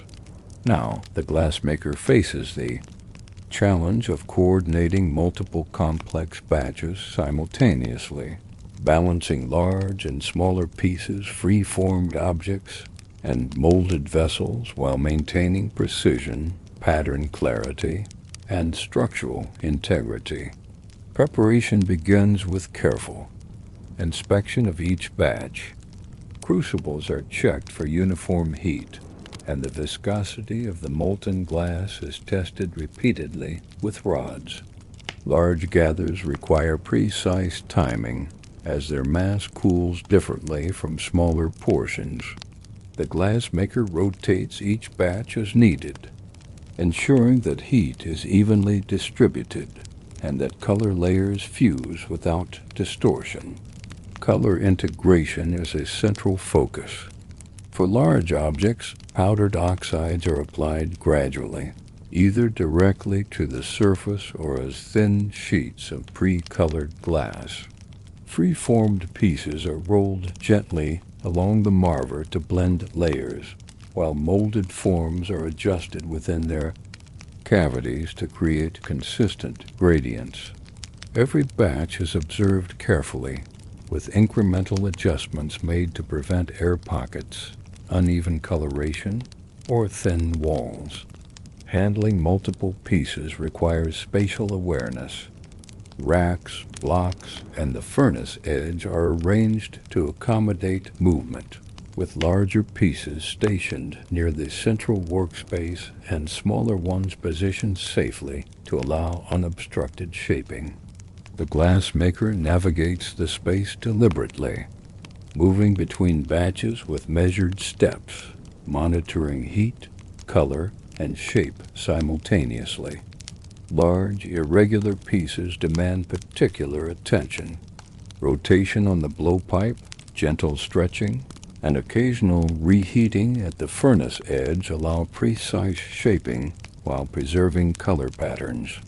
Molds are adjusted for uniform fill, and patterns are refined using paddles, jacks, and shears. The glassmaker constantly balances structural integrity with decorative effect, ensuring that even asymmetrical forms remain durable and visually coherent. Smaller free-formed pieces are shaped in parallel with careful attention to pattern consistency across batches. Layered colors are fused seamlessly and gradients refined through controlled rolling and rotation. These objects serve both as functional vessels and as opportunities to experiment with subtle variations in color and form, providing a counterpoint to the larger, more structured pieces. As the afternoon progresses, partially finished pieces are moved to the edge of the furnace or near racks to stabilize before final transfer to the annealing oven. The glassmaker inspects each object meticulously, checking wall thickness, curvature, balance, and the integrity of layered patterns. Minor refinements are applied as necessary, ensuring that all objects, regardless of size, are prepared for the gradual cooling process. The annealing process itself is deliberate. Large pieces are spaced carefully within the oven, ensuring that heat circulates evenly around each form. The temperature is lowered gradually, allowing internal stresses to dissipate slowly and preventing cracking or distortion. Smaller objects are positioned to avoid contact, and their placement is optimized to maintain stability and pattern clarity. Throughout this stage, the workshop maintains a controlled, steady energy. Tools are cleaned and arranged, crucibles rotated, and molds inspected for preparation in the next round of work. Every surface and implement reflects the glassmaker's disciplined workflow designed to support both productivity and the preservation of delicate forms. By late afternoon, multiple batches are progressing simultaneously in various stages of shaping, layering, and annealing. Large vessels, molded forms, and free-formed objects coexist within the workshop, each moving toward completion under careful supervision. The glassmaker surveys the progress, making notes on adjustments needed for the following day, ensuring that workflow efficiency and precision will be maintained. The day concludes with the furnace lowered to a gentle glow and the annealing oven maintaining gradual heat. Racks of objects rest in stable positions, reflecting the meticulous coordination required to manage complex batches simultaneously. The glassmaker tidies tools, checks the condition of molds and paddles, and prepares for the next day, confident that the balance of structure, color, and pattern has been preserved across every piece. Final finishing, polishing, and preparing pieces for storage. Evening settles over the workshop, softening the light and casting a warm glow on racks of annealing glass. With multiple batches cooled sufficiently, the glassmaker begins the final stage of the day, finishing touches, polishing, and preparing both large and small objects for storage or later use. This phase requires meticulous attention, as even minor imperfections can compromise the clarity, balance, or durability of the glass. The first step is inspection. Each piece is removed carefully from racks or the annealing oven and examined from all angles. Walls are checked for uniform thickness, rims assessed for symmetry, and bases evaluated for stability. Surface textures are studied under shifting light to reveal subtle irregularities or blemishes. Objects are rotated and tilted to ensure patterns and layered colors appear as intended, with no distortions or uneven integration. Minor adjustments are made with precision tools. Wooden paddles and lightly ash-dusted rods smooth edges, refine curves, and correct slight deviations in shape. Jacks and shears trim excess material from rims or bases, producing clean outlines without disrupting layered patterns. These adjustments are executed delicately, maintaining both structural integrity and aesthetic quality. Polishing follows. The glassmaker uses fine abrasive powders and smooth rods to enhance surface clarity and bring out the depth of color. Gradual application of friction along ridges, edges, and flat surfaces remove minor imperfections and produces a soft sheen. That emphasizes the layered patterns. Special attention is given to areas where multiple colors intersect, ensuring transitions are smooth and harmonious. Large vessels receive additional handling. Their size and weight require coordinated movements. The glassmaker supports each piece with both hands or carefully positioned paddles, applying controlled pressure during polishing and adjustment. The aim is to preserve the form while enhancing visual appeal, ensuring the object is durable and balanced for future handling or display. Smaller objects are treated with equal care. Free-formed pieces, molded vessels, and decorative elements are inspected individually, polished, and adjusted as needed. The glassmaker ensures that each item meets the same standards of clarity, balance, and pattern integration as the larger forms, maintaining consistency across the workshop's production. Once finishing touches and polishing are complete, the glassmaker organizes the pieces for storage. Racks are arranged to separate larger and smaller objects, minimizing risk of contact or accidental damage. Each item is positioned on blocks or padded surfaces, ensuring stability.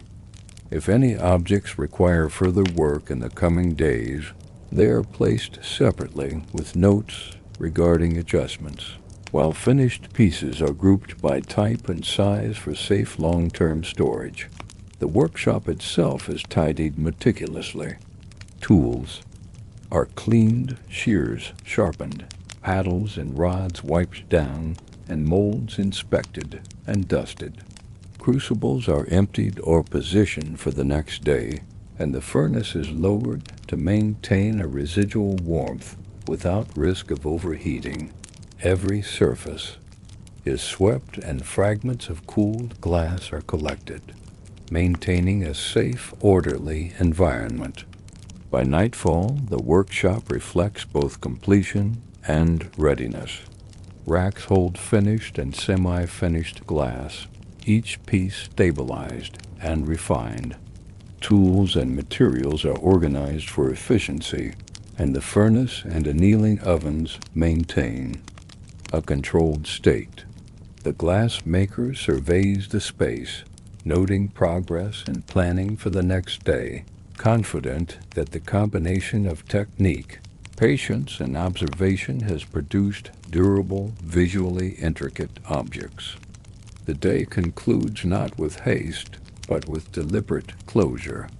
Every piece, large or small, free-formed or molded, reflects the disciplined workflow that guides the glass maker. Careful preparation, precise shaping, layered color integration, controlled annealing, and meticulous finishing. The workshop, now quiet, holds the evidence of skilled labor and careful observation, ready to continue its rhythm tomorrow. Decorative etching, engraving, and complex surface design. Morning light spills into the workshop, illuminating racks of annealed glass and casting a warm glow over the array of tools meticulously arranged for the day. Today, the glass maker turns attention to decorative techniques, etching, engraving, and surface design. These processes demand focused precision, steady hands, and a deep understanding of how glass responds to both pressure and heat. The day begins with preparation of tools and surfaces. Etching stones, fine engraving points, wooden paddles, and metal rods are cleaned and arranged within reach. Magnifying glasses are set to inspect delicate details, and racks of partially finished glass are examined to determine which pieces are ready for surface decoration. Each piece is evaluated for thickness, balance, and previous layering to ensure the engraving or etching will not compromise structural integrity. The first technique applied is etching. A light abrasive powder is used to create shallow depressions and subtle textures across the surface. Using controlled motion, the glass maker moves small, smooth stones along the intended design, guiding patterns with consistent pressure. Curves, swirls, and geometric motifs emerge as the surface is gradually altered, enhancing visual depth without weakening the glass. Engraving follows a slightly different approach. A fine metal point, sharpened and polished, is employed to carve deeper lines into thicker areas of the glass. Patterns are drawn slowly, guided by careful observation and a practiced eye for symmetry. The glass maker frequently pauses, inspecting each line under shifting light, ensuring consistency and avoiding accidental gouges. These engraved patterns interact with the layered colors, producing dynamic effects as light refracts through the textured surfaces. For some pieces, multiple techniques are combined. Etched backgrounds create subtle textures, while engraved motifs define sharper, more pronounced designs. Layered color beneath the surface reacts to light in nuanced ways, making the patterns appear to shift and deepen depending on viewing angle. The glass maker balances aesthetic ambition with the materials limitations, adjusting pressure, angle, and motion to preserve clarity and form. Temperature remains a constant concern. Though the glass is fully annealed, residual internal stress from previous shaping or layering can make intricate surfaces vulnerable. The glassmaker handles each piece carefully, supporting it with padded locks or holding it securely during detailed work. Tools are frequently cleaned to prevent accidental scratching, and the workspace is organized to minimize risk of collision or misplacement. Large pieces present unique challenges. Their mass requires coordinated handling during engraving, with the glass maker often repositioning the object to access different areas. Support paddles and padded surfaces prevent accidental tipping, while light, deliberate motions maintain control. Even minor mistakes could compromise both pattern clarity and structural integrity, so every movement is calculated and methodical. Smaller objects, though less cumbersome, demand equal precision. Free-formed vessels with layered color streaks are engraved delicately, ensuring that patterns complement underlying hues. These pieces may also undergo additional etching, creating contrasts between smooth and textured areas that enhance depth and visual complexity. Each action is performed deliberately, preserving both artistry and durability. Throughout the day, multiple pieces advance simultaneously. The glassmaker alternates between etching, engraving, and minor polishing, maintaining a rhythm that balances attention to detail with overall workflow. Tools are rotated and cleaned constantly, and partially finished objects are rested periodically to ensure stability. The workshop hums with quiet, purposeful energy, reflecting the careful balance of skill, patience, and observation required for decorative surface work. By late afternoon, a collection of intricately etched and engraved objects rests on racks and blocks, ready for final inspection and any additional surface refinement. Patterns are crisp, colors enhanced by the interaction with textured surfaces, and every piece demonstrates both structural stability and aesthetic depth.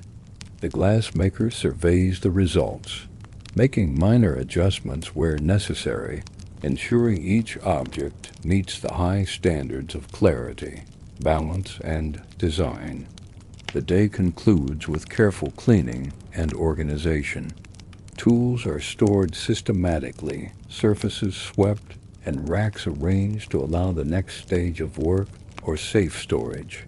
Each completed object reflects the integration of layered color, precise shaping, and now intricate surface decoration, demonstrating the cumulative skill and disciplined workflow of the glassmaker.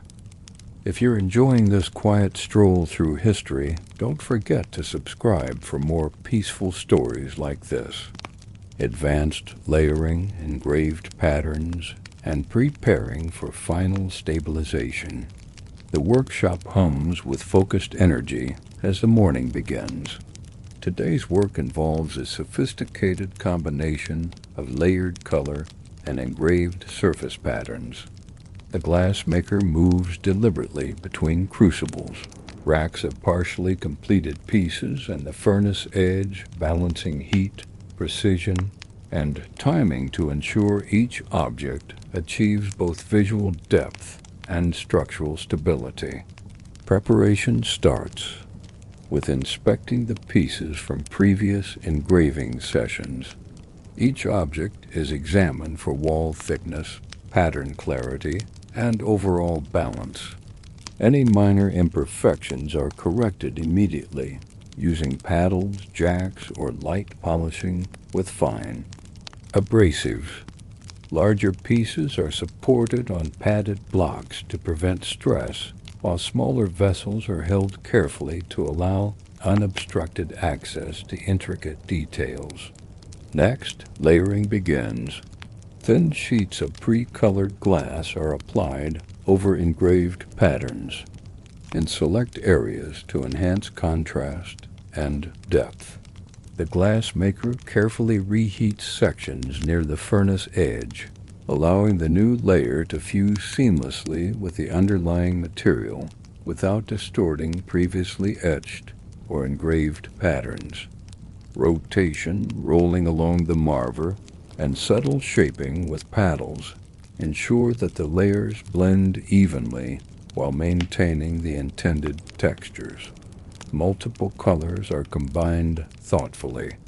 Gradients are achieved by gradually adding powders or pre-colored sheets with attention to how each interacts with light through the engraved surfaces. The glassmaker observes reflections, refractions, and shadows carefully, adjusting angles, heat, and pressure to produce subtle visual effects that enhance the patterns without compromising structural integrity. For large, irregular pieces, movement is coordinated with precision.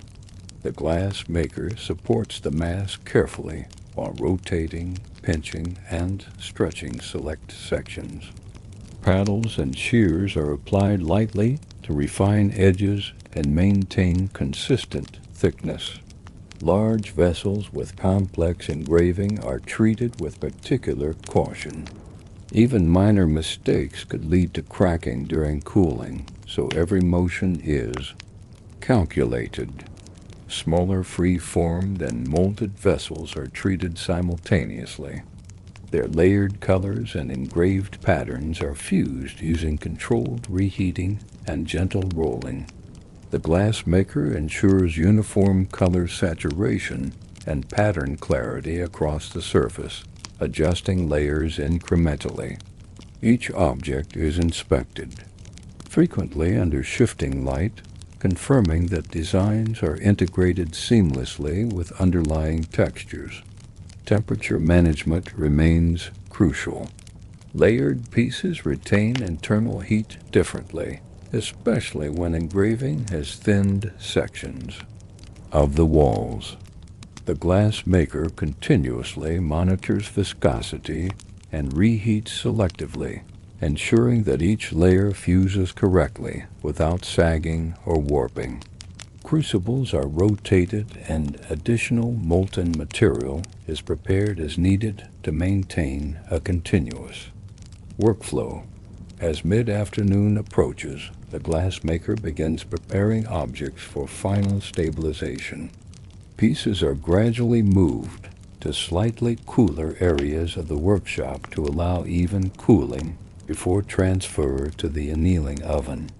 Racks are arranged to minimize contact, and spacing accounts for both size and shape. Each object's weight, curvature, and thickness are considered to prevent stress accumulation during the slow cooling process. Final inspection occurs before placement in the annealing oven. Edges are smoothed with paddles or fine abrasives. Engraved lines checked for depth and consistency, and color layers reviewed for uniformity. Larger pieces are placed carefully on padded racks, while smaller vessels are arranged in groups with protective padding between them. The glassmaker adjusts positioning to ensure even heat distribution and gradual stabilization. By late afternoon, all pieces are staged for annealing. The oven is set to maintain a steady, controlled temperature, ensuring that internal stresses dissipate slowly. The glassmaker notes the progress of each object, preparing to monitor the oven over the next hours to guarantee the integrity of both layered colors and intricate engravings. The day concludes with the workshop organized meticulously, tools cleaned, surfaces swept, and crucibles emptied or prepared for the next round of work. Racks of layered engraved glass await final stabilization, each reflecting hours of precise layering, careful engraving, and careful handling. The glassmaker's workflow combines observation, timing, and disciplined movement to produce pieces that are both visually complex and structurally sound. Final surface refinement, polishing, and preparing intricately patterned glass for storage. The late afternoon light casts a soft glow across the workshop, revealing racks of annealed glass and the muted radiance of the furnace embers.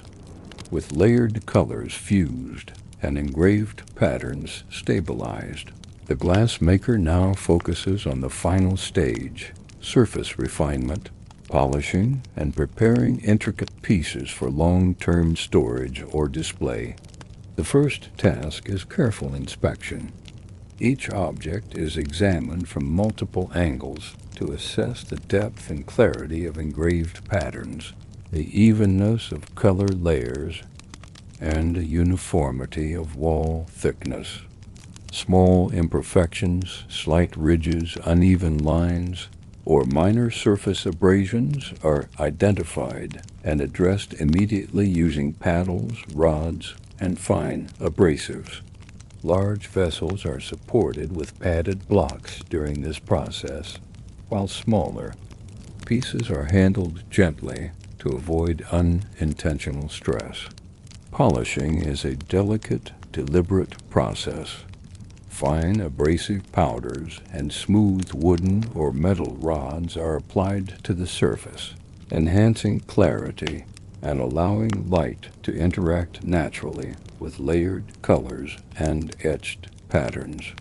The glassmaker moves systematically across each piece, ensuring that all surfaces, flat areas, curved walls, rims, and bases receive consistent attention. Subtle textures created by engraving and etching are preserved, while raised areas are smoothed for visual harmony. Large objects require coordinated handling. Their size and weight demand careful movement and support, especially when polishing or adjusting edges. The glassmaker ensures that pressure is applied evenly to prevent distortion.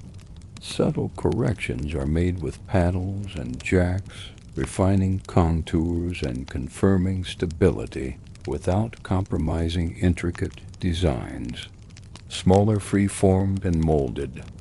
Vessels are treated with equal precision. Their layered colors and engraved patterns are polished delicately, maintaining contrasts between smooth surfaces and textured areas. Every detail is scrutinized, as minor inconsistencies can disrupt the visual impact of these intricately patterned objects.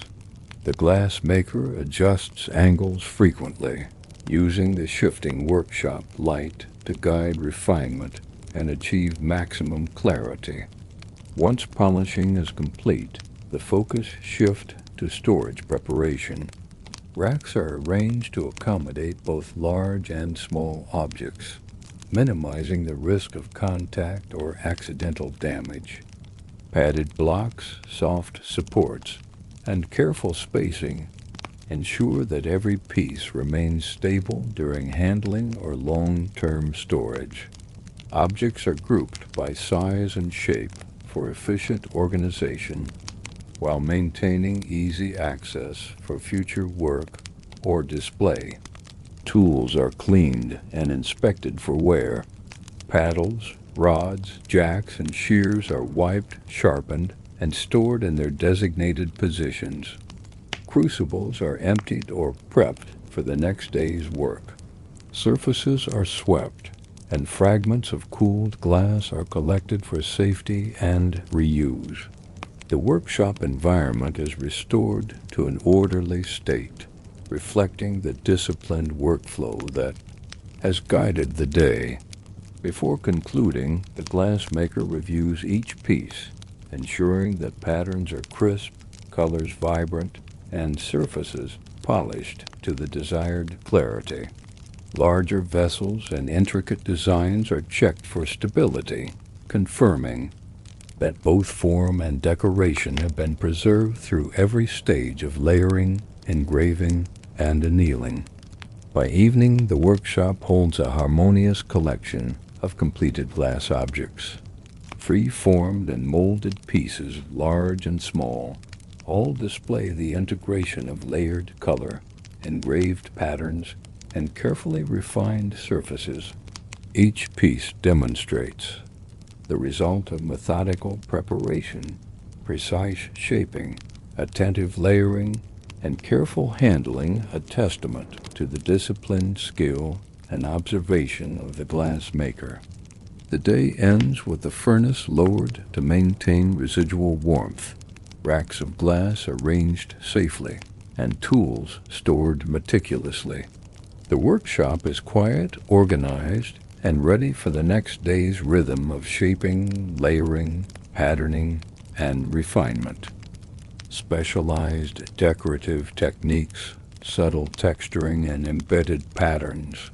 Morning light filters through the workshop windows, illuminating racks of annealed glass and the carefully arranged tools for the day. Today, the glassmaker embarks on specialized decorative techniques, focusing on subtle surface textures, small embedded patterns, and additional layering with color accents. These methods demand extreme precision, steady hands, and a thorough understanding of how the glass responds under controlled heat and pressure. The day begins with preparation. Etching stones, fine engraving points, paddles, rods, and pre-colored sheets of glass are cleaned and organized. Magnifying lenses are positioned to inspect fine details, and racks of previously stabilized pieces are evaluated for suitability. Each object is checked for wall thickness, previous engraving integrity, and overall structural stability to ensure it can withstand additional surface treatment without compromise. Subtle texturing is the first technique applied. Using fine, abrasive powders and small, soft tools, the glassmaker introduces gentle ridges, grooves, or stippled patterns onto the surface.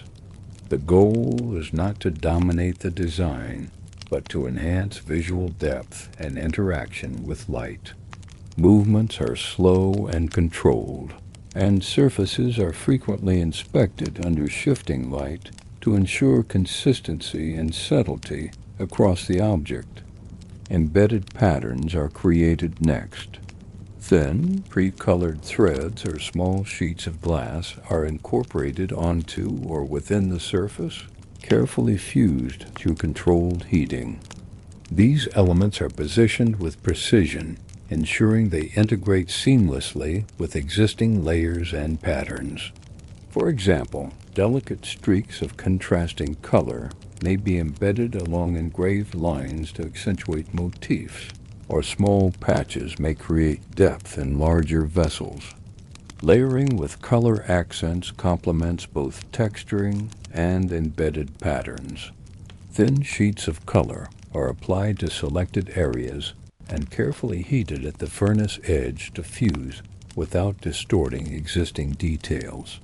The glassmaker monitors the integration, ensuring that edges are smooth, transitions between colors are gradual, and the underlying patterns remain clear.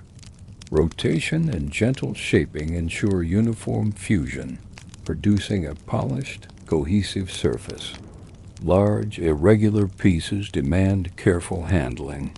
The glassmaker supports the object with padded blocks or hands, moving it incrementally to reach different areas without applying undue pressure. Each adjustment is deliberate, as the combination of texturing, embedded patterns, and additional color layering can create stress points that must be managed to prevent cracks or distortion. Smaller vessels, though easier to handle, require equal precision. The glassmaker rotates each piece frequently, observing how light interacts with textures, patterns, and color layers. Fine adjustments are made with small rods, paddles, or pointed tools, ensuring that all elements align seamlessly and contribute to a balanced visual effect. Temperature control remains critical. Even fully annealed glass responds to heat, and overexposure can soften previous layers or distort embedded elements. The glassmaker reheats only targeted areas for short periods, testing malleability with rods and adjusting furnace distance as necessary. Patience and careful observation prevent unintended alterations, maintaining both structural stability and aesthetic clarity. Throughout the morning, multiple pieces advance simultaneously. Large vessels, molded objects, and small free-formed. Vessels each undergo specialized decoration, with careful sequencing to balance workflow efficiency and precision. Tools are cleaned frequently, surfaces swept, and racks rearranged to allow unobstructed movement. The glassmaker maintains a quiet, deliberate rhythm, integrating observation, motion, and timing to achieve consistent results across all pieces. By late morning, a collection of delicately textured and decorated objects rests on padded racks. Embedded patterns enhance engraved designs, subtle textures play with light, and color accents unify layers. Every object demonstrates the careful combination of prior techniques with specialized decorative approaches, showing both structural soundness and visual sophistication. Before concluding the first session, the glassmaker inspects each piece, making minor refinements where necessary and planning the sequence for final polishing and stabilization in the afternoon. The workshop is tidy, tools organized, and crucibles prepared for the next round of work, ensuring continuity in workflow and maintaining a controlled environment for these intricate decorative tasks. Let's pause for just a moment, and if you haven't already, subscribe to join us for more calm stories. Refining specialized decorations and preparing for final annealing. The workshop is quiet in the early afternoon, with the soft hum of residual furnace heat filling the space. Pieces from the morning session, large vessels, free-formed objects, and smaller molded vessels await further refinement of their specialized decorations. The glassmaker's task is to integrate subtle texturing, embedded patterns, and color accents with previously engraved and layered surfaces while preparing each piece for final annealing. The first step is inspection. Each object is examined under shifting light to assess how textures, embedded elements, and color layers interact. Fine adjustments are planned, minor ridges are smoothed, embedded threads of color are repositioned slightly, and small transitions between layers are refined for visual consistency.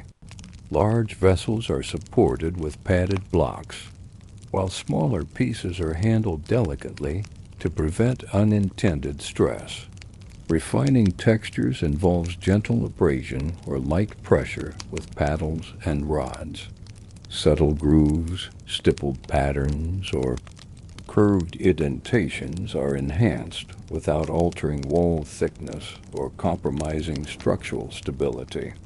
The glassmaker ensures that textures complement engraved motifs, following natural lines and curves to emphasize depth without overpowering the design.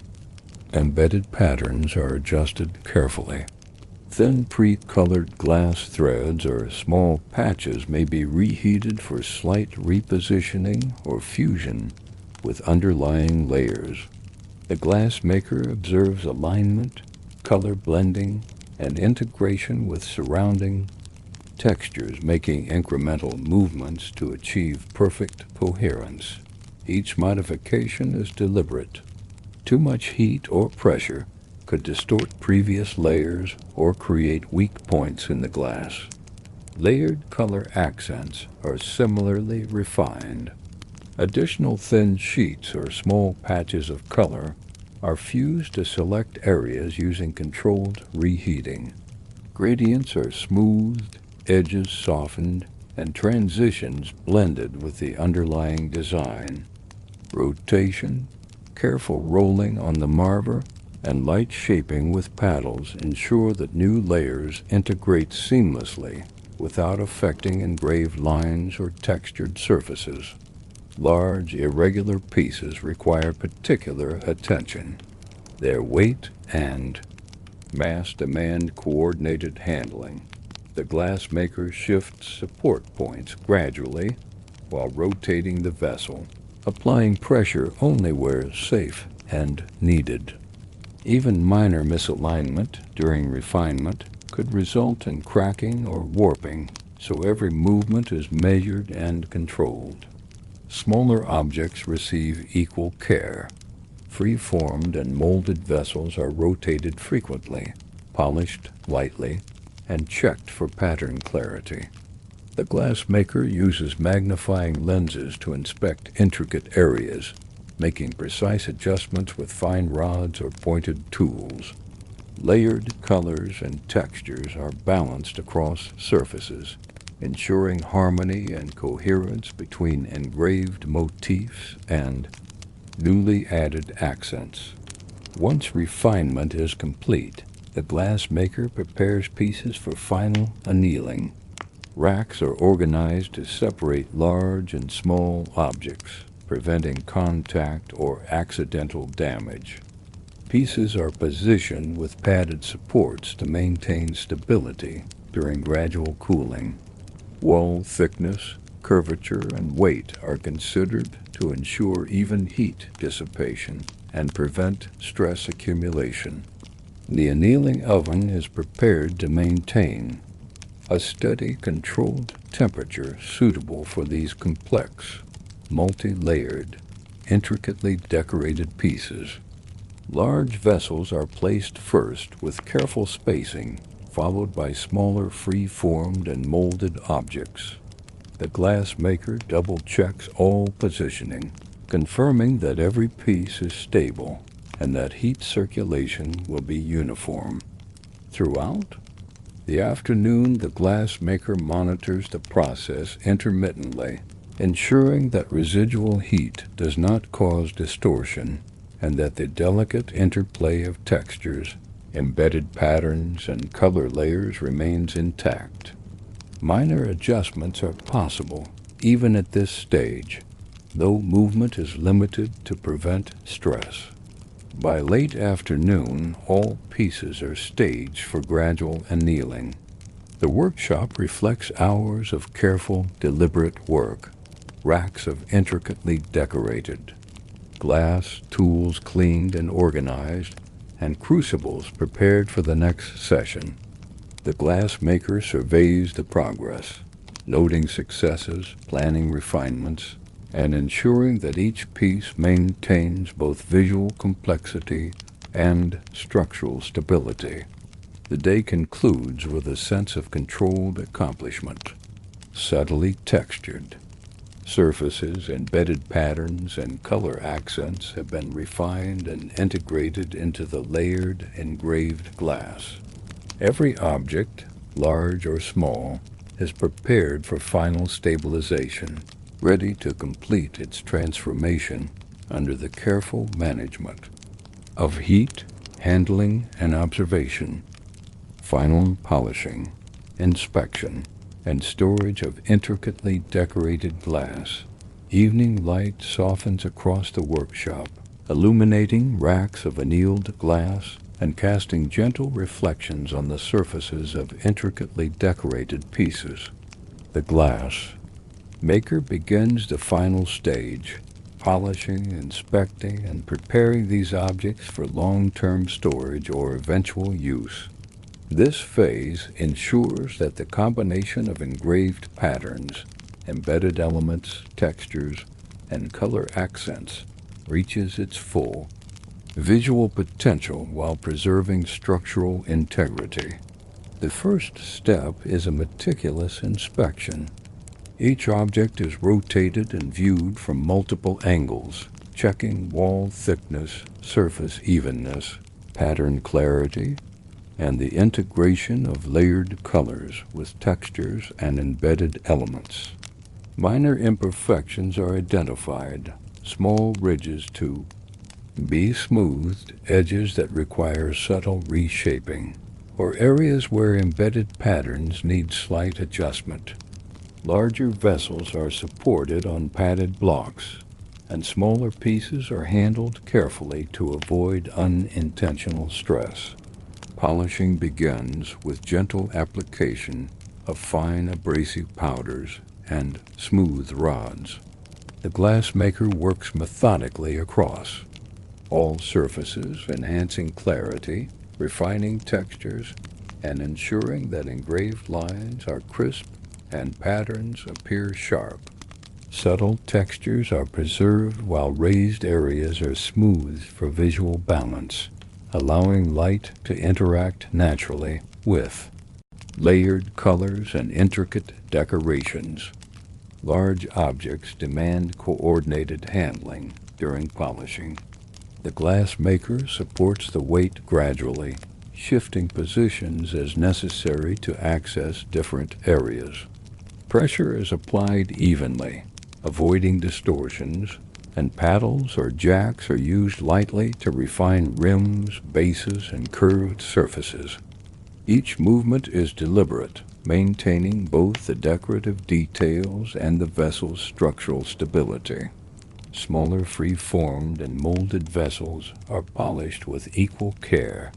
The glassmaker rotates each piece frequently, observing how light passes through textures, embedded patterns, and layered colors.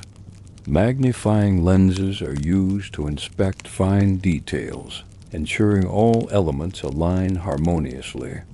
Subtle adjustments are made with rods or pointed tools, enhancing transitions between engraved patterns, textures, and color accents.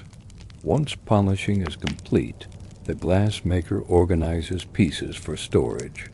Racks are arranged to separate large and small objects with padded supports, preventing contact or accidental movement.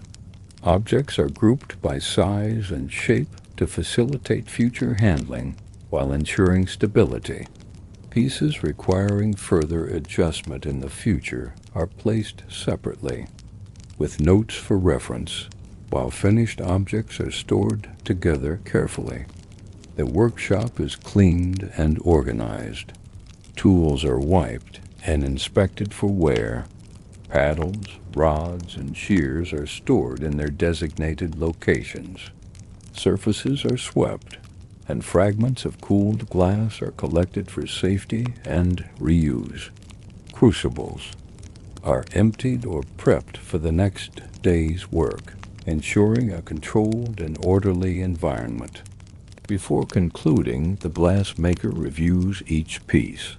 Patterns are crisp, textures refined, embedded elements aligned, and color layers vivid and harmonious. Larger vessels and smaller objects alike demonstrate structural stability and visual sophistication.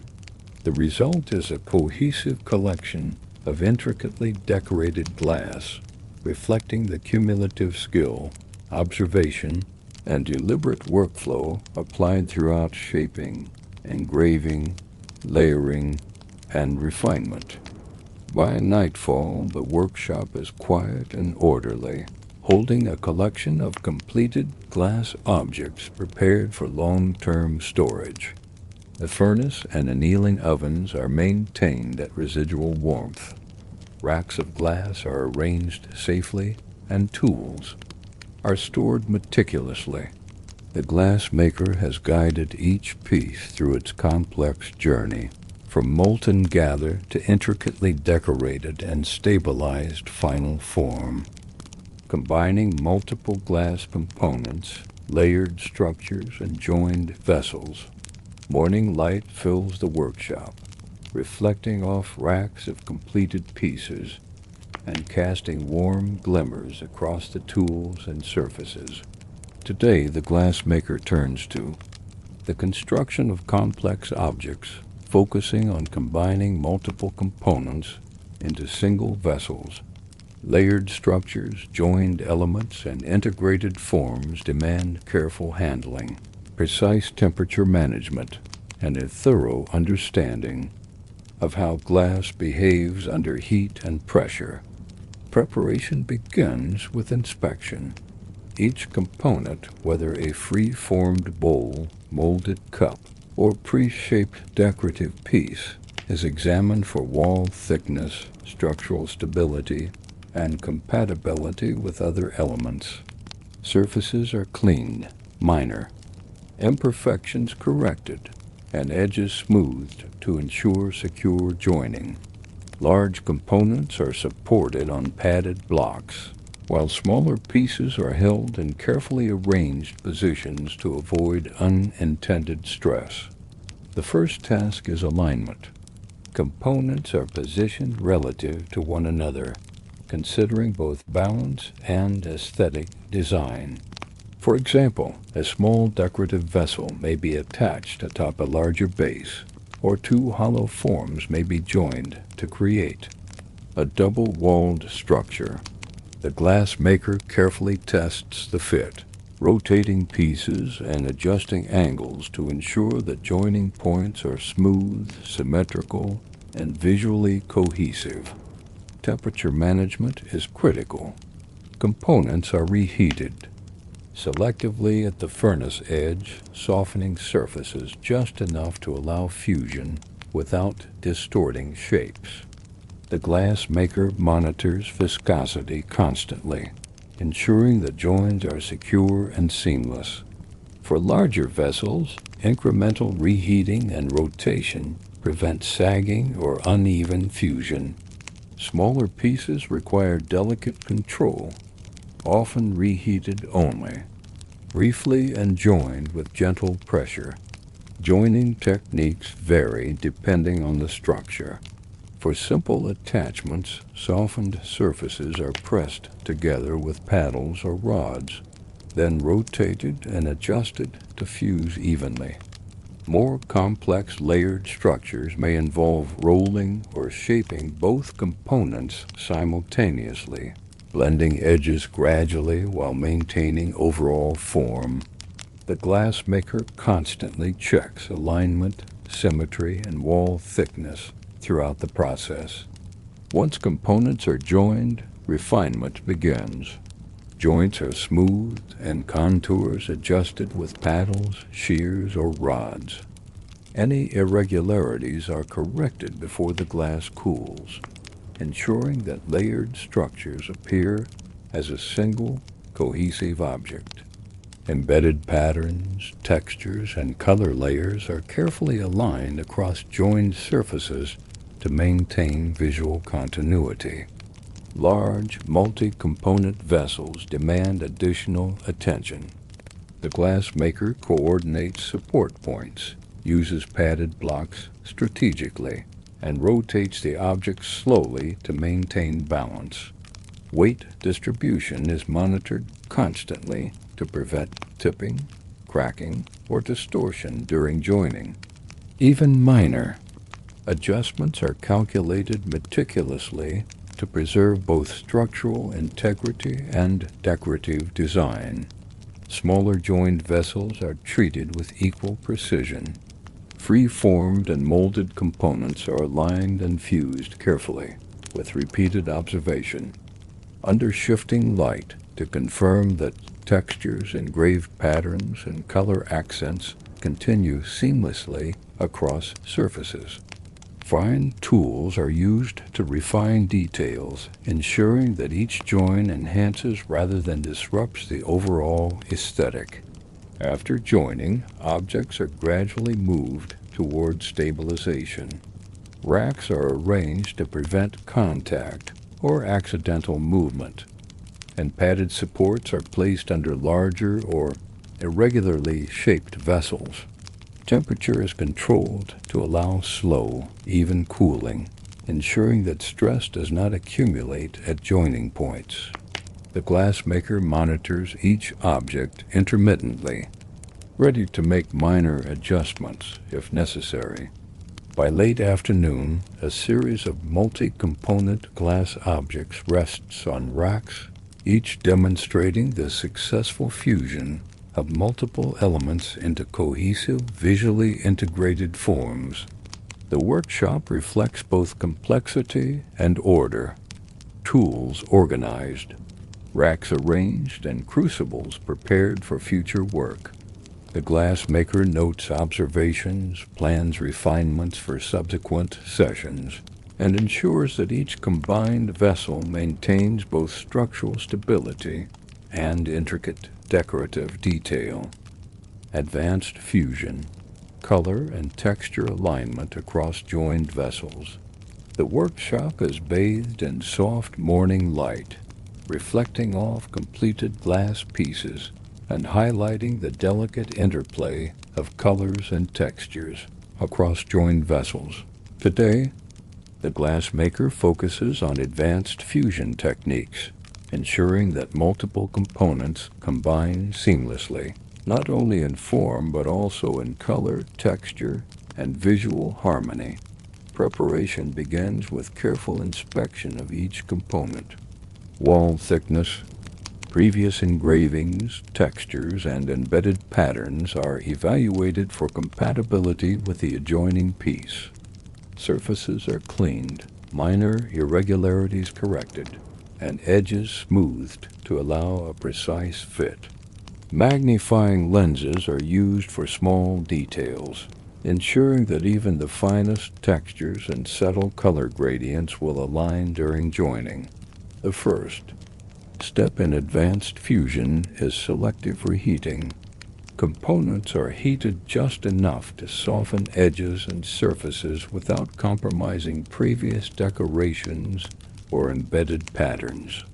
Temperature is monitored continuously, as different colors and layers can react uniquely to heat. The glassmaker adjusts furnace distance, reheating time, and support positioning to maintain consistency across all components. Next, components are aligned and joined with precision. Large vessels require coordinated support, with the glass maker shifting padded blocks and carefully rotating the object to bring edges into perfect contact. Smaller vessels, free-formed or molded, are aligned using gentle, incremental adjustments. The goal is to ensure that color layers, engraved lines, and textures continue seamlessly across joins, creating the appearance of a single, integrated object. Once joined, refinement begins. Paddles and rods are used to smooth seams, correct slight irregularities, and adjust contours. Engraved patterns, embedded threads of color, and textured surfaces are realigned carefully to maintain continuity. Subtle adjustments in pressure and angle are applied, ensuring that patterns on one component flow naturally into adjacent surfaces. Layered color accents are often adjusted during this stage.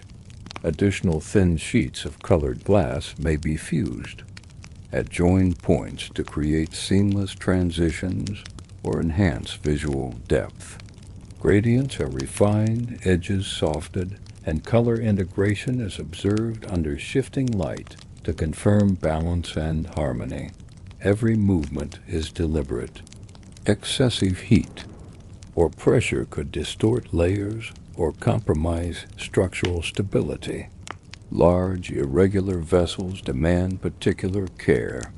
Weight distribution is constantly monitored, with incremental adjustments to support points as the glassmaker rotates and aligns components. Subtle variations in wall thickness or curvature require precise handling to prevent stress accumulation, cracking, or distortion during cooling. Smaller multi-component vessels are refined with equal attention to detail. The glassmaker inspects textures and engraved patterns under magnification, making incremental adjustments to embedded threads, color layers, and surface textures. The aim is to create a cohesive visual narrative across all joined surfaces, ensuring that each component enhances the overall design rather than appearing disconnected. After refinement, objects are staged for controlled cooling and stabilization. Padded racks are arranged to prevent contact or accidental movement, and larger vessels are positioned to distribute weight evenly. Temperature is gradually lowered to allow internal stresses to dissipate, maintaining structural integrity across all components and layers. The glassmaker monitors each piece intermittently, making minor adjustments as needed to ensure perfect alignment and stability. By late afternoon, a series of multi-component, intricately decorated vessels rests on racks, each displaying seamless fusion of color, texture, and pattern. The workshop reflects both complexity and order, tools cleaned and stored, surfaces swept, and crucibles prepared for the next session. The glassmaker surveys the collection, noting successes and planning for final polishing and storage. If you're enjoying this quiet stroll through history, don't forget to subscribe for more peaceful stories like this. Final polishing, inspection, and storage of multi-component vessels. Evening light streams through the workshop windows, glinting off the surfaces of completed vessels. Multi-component objects, intricately decorated and carefully fused, await the final stage of work: polishing, detailed inspection, and preparation for long-term storage. This phase ensures that every layer, pattern, and texture is fully integrated, and that structural stability is maintained across joined components. The process begins with inspection. Each vessel is rotated and examined from multiple angles, checking engraved lines, embedded patterns, subtle textures, and layered colors. Any minor inconsistencies in alignment, surface smoothness, or pattern continuity are noted. Large vessels are supported on padded blocks to prevent stress, while smaller pieces are handled carefully for precision. Polishing is performed methodically. Fine abrasives and smooth rods refine surface textures, enhancing clarity without compromising engraved patterns or embedded elements.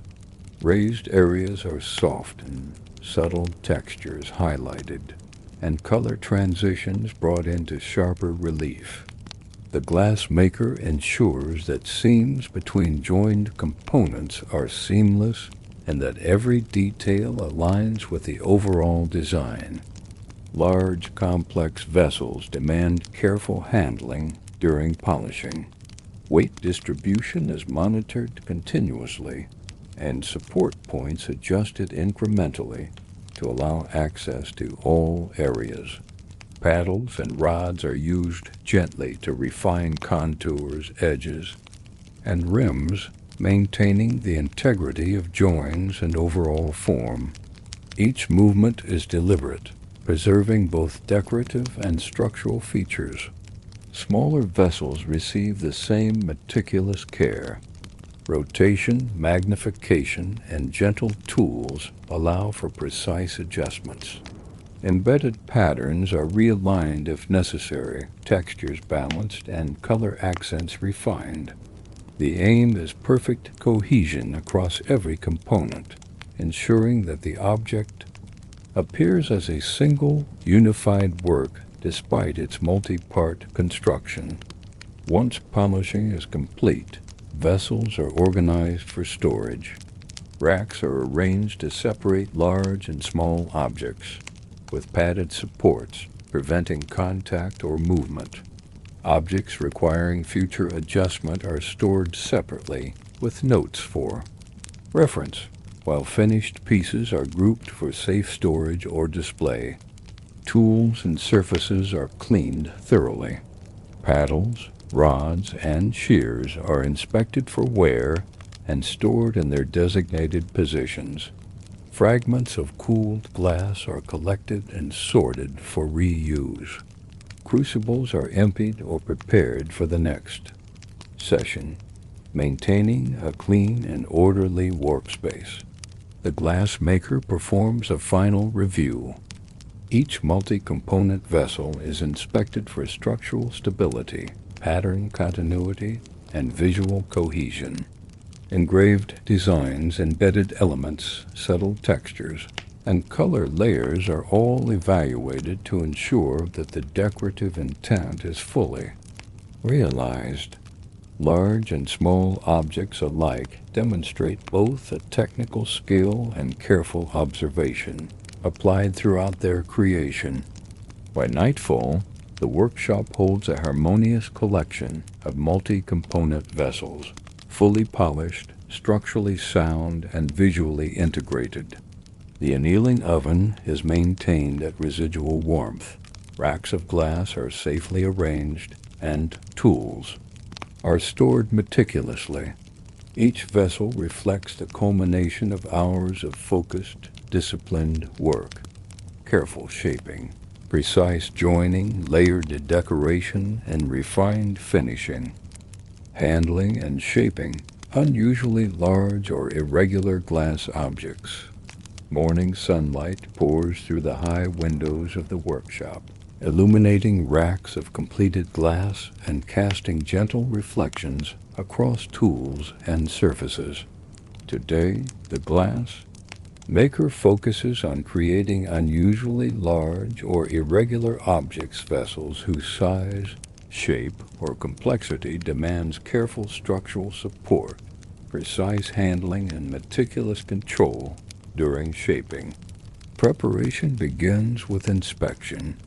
Each piece is evaluated for wall thickness, weight distribution, and previous decorations or engravings. The glassmaker ensures that surfaces are smooth, edges are refined, and any embedded elements or textures are stable, larger or asymmetrical. Components are placed on padded supports to allow safe manipulation without risk of cracking or warping. Supporting large objects is a critical first step. Padded blocks, wooden cradles, and cloth cushions are arranged strategically, allowing the glass maker to rotate, tilt, or lift the vessel safely. When multiple hands are involved in handling, coordination is essential. Movements are deliberate and synchronized to avoid unnecessary stress on the fragile glass. Shaping begins with controlled reheating. Sections of the object are softened near the furnace edge to allow incremental adjustment. The glassmaker monitors viscosity carefully, applying gentle pressure with paddles or rods to refine curves, adjust thickness, or correct slight distortions. Temperature control is crucial. Uneven heat could compromise the integrity of the entire piece. Irregular forms require special attention to balance. Asymmetrical vessels are rotated slowly, with careful observation of how gravity affects molten sections. Support points are shifted incrementally, and adjustments made gradually to prevent sagging or stress fractures. The glass maker uses both intuition and precise measurement, often referencing tools or patterns to maintain intended proportions and visual coherence. Embedded decorations and layered colors are monitored continuously during shaping. Heat and pressure can distort or misalign these elements, so careful adjustment ensures that patterns remain aligned and textures preserved. Small corrective reheats. Allow embedded threads or color layers to fuse more securely, maintaining the intended decorative effect. For extremely large vessels, additional stabilization techniques are employed. Temporary braces or padded clamps may be applied, supporting protruding sections or delicate rims while the glass is adjusted. The glass maker applies pressure only incrementally, testing the response of the glass before continuing. Movements are slow and deliberate, emphasizing control over speed to prevent accidental damage. Small, irregular pieces also present challenges. Free-formed or molded vessels with unusual shapes are rotated and manipulated with precision. Magnifying lenses and fine tools allow the glass maker to correct minor distortions, refine textures, and ensure alignment of engraved patterns or embedded color layers. Even subtle adjustments can dramatically affect the visual impact and structural stability of these objects. Once shaping is complete, objects are prepared for gradual cooling. Racks are padded and arranged to minimize contact and weight distribution. Is reviewed to prevent stress accumulation. Larger objects may require incremental placement in the annealing oven to allow even dissipation of heat, while smaller irregular pieces are positioned carefully to maintain alignment and stability. By late morning, the workshop holds a collection of unusually large and irregular vessels in various stages of stabilization. Each reflects careful planning, controlled shaping, and precise handling. The glass maker surveys the results, noting successes and areas for further refinement, ensuring that every piece maintains both structural integrity and the desired decorative effect. Finishing, reinforcing, and preparing large or irregular glass objects. The workshop hums with quiet activity as the glass maker turns attention to finishing and reinforcing unusually large or irregular objects. After careful shaping and alignment, these pieces require extra attention to surface refinement, structural integrity, and preparation for long-term stability. Inspection is the first step. Each vessel is examined from multiple angles, checking wall thickness, curvature, embedded patterns, and previously applied textures. Subtle inconsistencies are noted.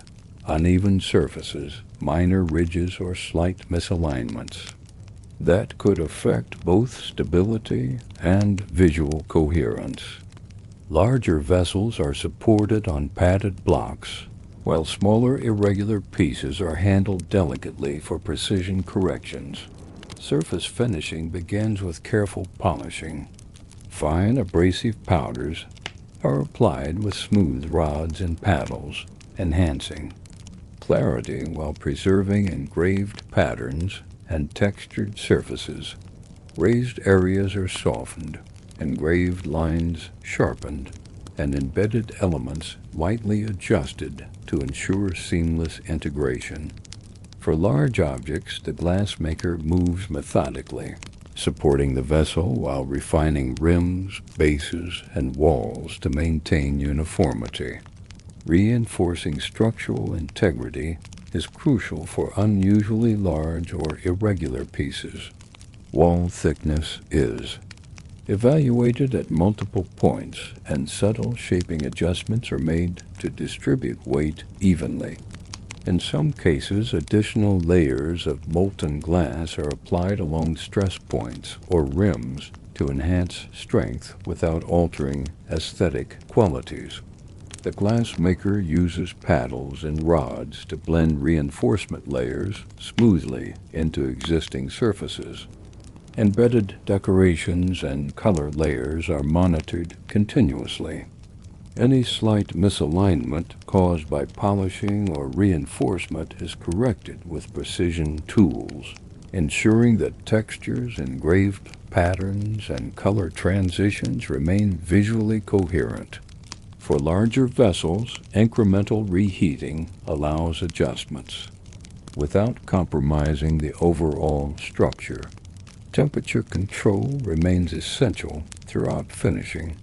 Localized reheating is applied sparingly, just enough to allow surface refinement or fusion of reinforcement layers. Overheating could distort, shape, or weaken joins, so the glassmaker observes each section closely, adjusting furnace distance and heat duration as needed. Handling large and irregular objects requires careful coordination. Padded supports, wooden cradles, and cloth cushions are strategically repositioned as the vessel is rotated or tilted. Movements are slow, deliberate, and precise to avoid stress or cracking. Smaller, irregular vessels are adjusted with equal care, using magnification and fine tools to refine surfaces, embedded patterns, and textures. Once finishing and reinforcement are complete, objects are prepared for controlled cooling. Padded racks are arranged to prevent contact, and larger vessels are spaced to allow even heat dissipation. Temperature is gradually lowered to reduce internal stress and preserve structural integrity. The glassmaker monitors vessels intermittently, making minor adjustments if necessary to maintain alignment and balance. Finally, the glassmaker reviews each large or irregular vessel, confirming stability, surface refinement, and decorative coherence. Engraved patterns, textures, and color layers are intact. Reinforcement is smoothly integrated, and structural balance is secured. The workshop reflects hours of careful, deliberate work. Padded racks holding stabilized objects, tools cleaned and stored, and crucibles prepared for the next session. By evening, a collection of unusually large or irregular glass objects rests safely, polished, reinforced, and ready for long-term storage or display. Each piece demonstrates the combination of technical skill, careful observation, and discipline. Workflow required to manage complex forms while preserving aesthetic detail. Let's pause for just a moment, and if you haven't already, subscribe to join us for more calm stories. Final inspection, polishing, and preparation for display of large or irregular glass vessels. Late afternoon light fills the workshop, reflecting softly on the surfaces of unusually large and irregular glass objects. After shaping, reinforcing, and initial finishing, the glassmaker begins the final phase, meticulous inspection, polishing, and preparation for safe storage or eventual display. Every vessel must demonstrate both visual cohesion and structural stability. The first step is a detailed visual examination. Each object is rotated and inspected from multiple angles, paying close attention to engraved patterns, embedded elements, subtle textures, and color layers. Irregular forms require additional scrutiny. Asymmetrical vessels are checked for even weight distribution, balanced contours, and consistent surface quality. Any minor imperfections identified, small ridges, uneven edges, or slight misalignments, are noted for correction. Polishing is carried out with precision. Fine abrasives are applied with soft rods and paddles, smoothing raised areas, enhancing engraved lines, and refining textures. Embedded threads of color or layered elements are adjusted subtly, ensuring seamless integration across surfaces. Large vessels are rotated carefully, with padded supports preventing stress, while smaller irregular pieces are handled delicately for detailed refinement. The glassmaker ensures that all joins and reinforced areas are fully integrated into the overall form. Smooth transitions between layers, reinforced rims, and fusions at connecting points are polished until visually uniform. Surface textures are subtly enhanced, engraved motifs sharpened, and color layers harmonized for balanced reflection of light. Handling continues with care. Large vessels are incrementally repositioned on padded supports to access different areas without disturbing stability. Movements are deliberate and calculated to maintain equilibrium, especially in asymmetrical or multi-component structures.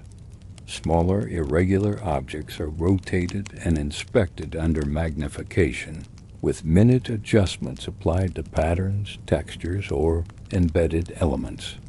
Once final polishing is complete, each vessel is staged for safe storage or display. Padded racks are arranged to prevent contact or accidental tipping, and large objects are supported strategically to distribute weight evenly. Smaller pieces are placed with spacing that allows visual clarity and easy future handling. A final inspection confirms structural integrity and decorative consistency. Engraved patterns, textures, embedded elements, and layered colors are intact and harmonized across each vessel. Reinforced areas blend seamlessly, and the overall form reflects both the intended design and careful craftsmanship applied throughout creation, shaping, and finishing. The workshop is then cleaned and organized. Tools are wiped, inspected for wear, and stored systematically. Surfaces are swept, and any fragments of cooled glass are collected for reuse. Crucibles are emptied or prepared for upcoming sessions, maintaining a controlled and orderly environment. By evening, a collection of large or irregular glass vessels rests securely on racks, fully polished, structurally reinforced, and ready for display or storage. Each piece demonstrates the glassmaker's skill in managing complex forms, integrating decorative elements, and ensuring stability, offering a visual and technical record of careful observation, precise handling, and deliberate workflow. Creating delicate glass objects, extreme thinness, and intricate detailing. Morning light enters the workshop, glinting across racks of polished glass. Today, the glassmaker turns attention to delicate objects, vessels, and components requiring extreme thinness, precise shaping, and intricate detailing. These pieces demand controlled handling, refined techniques, and constant observation to prevent distortion or breakage. The first step is preparation. Small, free-formed or molded vessels are selected for their suitability for thin-walled shaping. Each object is inspected for uniform wall thickness, smooth surfaces, and stability of any embedded patterns or textures. Tools are arranged carefully. Fine rods, paddles, shears, and magnifying lenses are set within reach to ensure precise adjustments during shaping and decoration. Heating control is paramount. Thin-walled glass softens quickly, so localized reheating is applied sparingly. The glassmaker uses careful furnace positioning, brief exposure to heat, and frequent observation to maintain uniformity. Too much heat risks sagging, while insufficient heat prevents shaping or fusion. Precision is the guiding principle. Shaping begins with gentle manipulation. Paddles and rods are used to elongate rims, refine curves, and adjust wall thickness gradually. Free rotation and subtle tilting allow gravity to assist in forming delicate contours. The glass maker constantly observes how the molten glass responds, applying minute adjustments to achieve consistent thinness without compromising the vessel's integrity. Intricate detailing is integrated during shaping. Engraved patterns, textures, and embedded threads of color are carefully aligned along delicate surfaces. The glass maker uses fine tools to enhance lines, add subtle motifs, and refine textures. Every mark is deliberate. Even slight pressure can distort the thin walls, so adjustments are incremental and precise. Large or elongated, delicate vessels require coordinated support. Padded blocks, cloth cushions, and careful hand placement ensure stability, while edges and surfaces are shaped. Movements are slow and deliberate, with the glass maker constantly monitoring stress points and adjusting support as needed. Smaller, delicate pieces are manipulated similarly, with magnifying lenses enabling detailed observation of textures and embedded elements. Layered color accents are added cautiously. Thin sheets of colored glass or fine threads are fused selectively, enhancing visual depth without adding undue weight or thickness. Gradients are smoothed, edges blended, and color alignment maintained across delicate surfaces. Temperature control ensures that these layers integrate without distortion. Once shaping and detailing are complete, delicate objects are staged for controlled cooling. Racks are padded and spaced to prevent contact, and weight distribution is considered to reduce stress accumulation. The glass maker monitors vessels intermittently, ensuring that alignment, wall thinness, and decorative elements remain stable. By midday, a series of delicate glass objects rests on racks, each demonstrating extreme thinness, intricate detailing, and careful integration of textures and color layers. The workshop reflects both precision and order, tools arranged systematically, surfaces clean, and crucibles prepared for subsequent sessions. Each piece embodies careful observation, controlled handling, and refined technique, ready for the next stages of finishing and polishing. Polishing, strengthening, and finishing delicate glass objects. The afternoon sun filters through the workshop windows, casting gentle highlights on racks of thin-walled glass. After careful shaping and detailing, the glass maker now focuses on the delicate process of polishing, strengthening, and finishing these fragile objects. The goal is to enhance visual clarity, reinforce structural stability, and preserve intricate patterns and textures. Inspection begins the process. Each vessel is rotated and examined from multiple angles, with particular attention to wall thickness, surface smoothness, engraved lines, embedded threads, and color transitions. Any subtle irregularities, slight ridges, minor misalignments, or uneven textures are carefully noted. Even the smallest inconsistency can affect both appearance and structural resilience. Polishing is carried out using fine abrasives and smooth rods. Surfaces are refined gently to highlight engraved patterns and textures without thinning fragile walls. Raised areas are softened, subtle textures enhanced, and color layers aligned. The glass maker works methodically, ensuring that every detail, from engraved motifs to embedded threads, appears crisp and cohesive. For extremely delicate or thin-walled pieces, additional strengthening techniques are applied. Rims and bases are reinforced with thin layers of molten glass, carefully fused and blended to maintain visual uniformity. Pressure is applied lightly and incrementally to avoid deforming the thin walls. Support points, padded blocks, or soft claws are adjusted continuously to stabilize the object during these operations. Color accents and embedded decorations are observed closely. Any minor misalignment caused by polishing or reinforcement is corrected with fine tools. Thin layers of color may be fused selectively to ensure smooth transitions and visual consistency. The glassmaker monitors each adjustment under shifting light, confirming that decorative elements integrate seamlessly with the thin-walled structure. Handling during finishing is meticulous. Large, delicate vessels are rotated and supported strategically to access all surfaces without stressing fragile walls.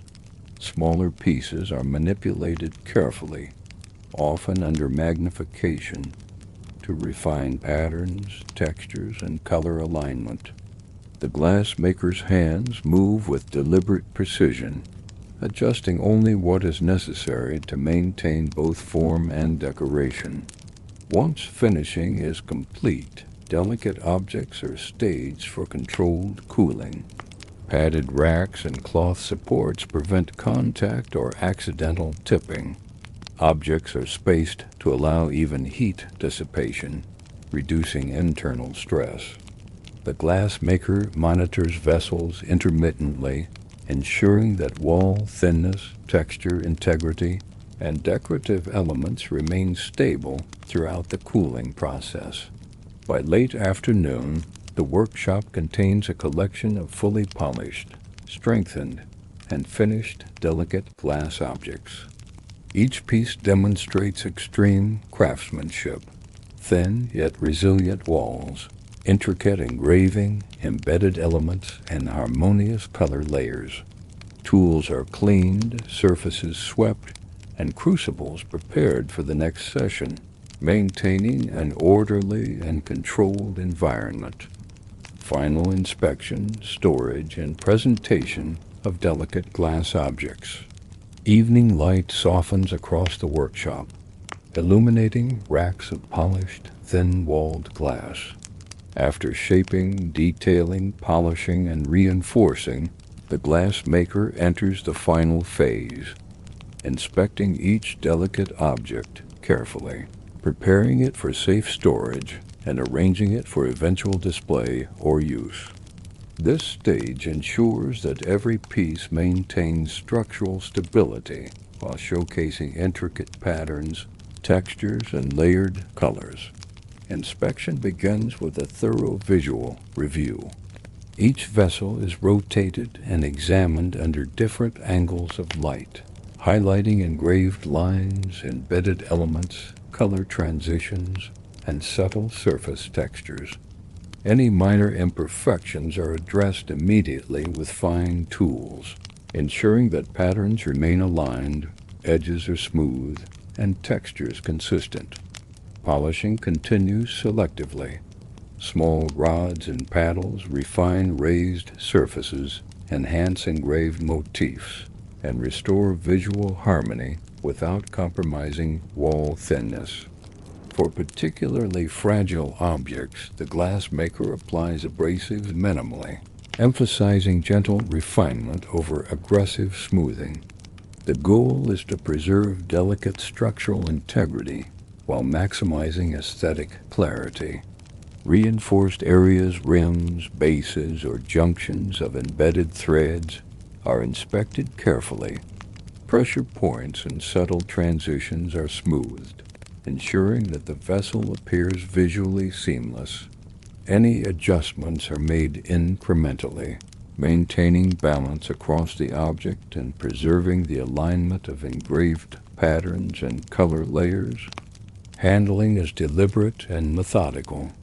Large, delicate vessels are supported with padded blocks or cloth cushions, rotated slowly to access all surfaces without introducing stress. Smaller pieces are manipulated gently, often with magnification, to make precise refinements.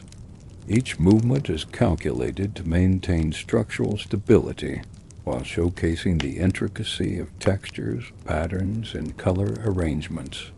Once inspection and finishing are complete, vessels are prepared for storage. Padded racks prevent contact between objects, and spacing allows easy future handling. Large vessels are positioned with supports that distribute weight evenly, and small, irregular objects are arranged to minimize accidental tipping. The workshop is organized meticulously, with tools cleaned and stored, surfaces swept, and crucibles prepared for subsequent work. Finally, the glassmaker reviews the collection. Delicate walls are consistent, engraved patterns and textures are aligned, embedded elements integrate seamlessly, and color layers reflect light with clarity and depth. The objects are structurally stable and visually harmonious, demonstrating the cumulative effect of careful observation, precise shaping, controlled heating, polishing, and finishing. By nightfall, the workshop stands quiet and orderly, filled with racks of delicate glass objects, each a testament to patient craftsmanship. The work of the day concludes, leaving a collection of fragile yet resilient vessels, polished, reinforced, and fully prepared for long-term storage or presentation. Each object is a record of skill, precision, and the deliberate care applied at every stage of creation.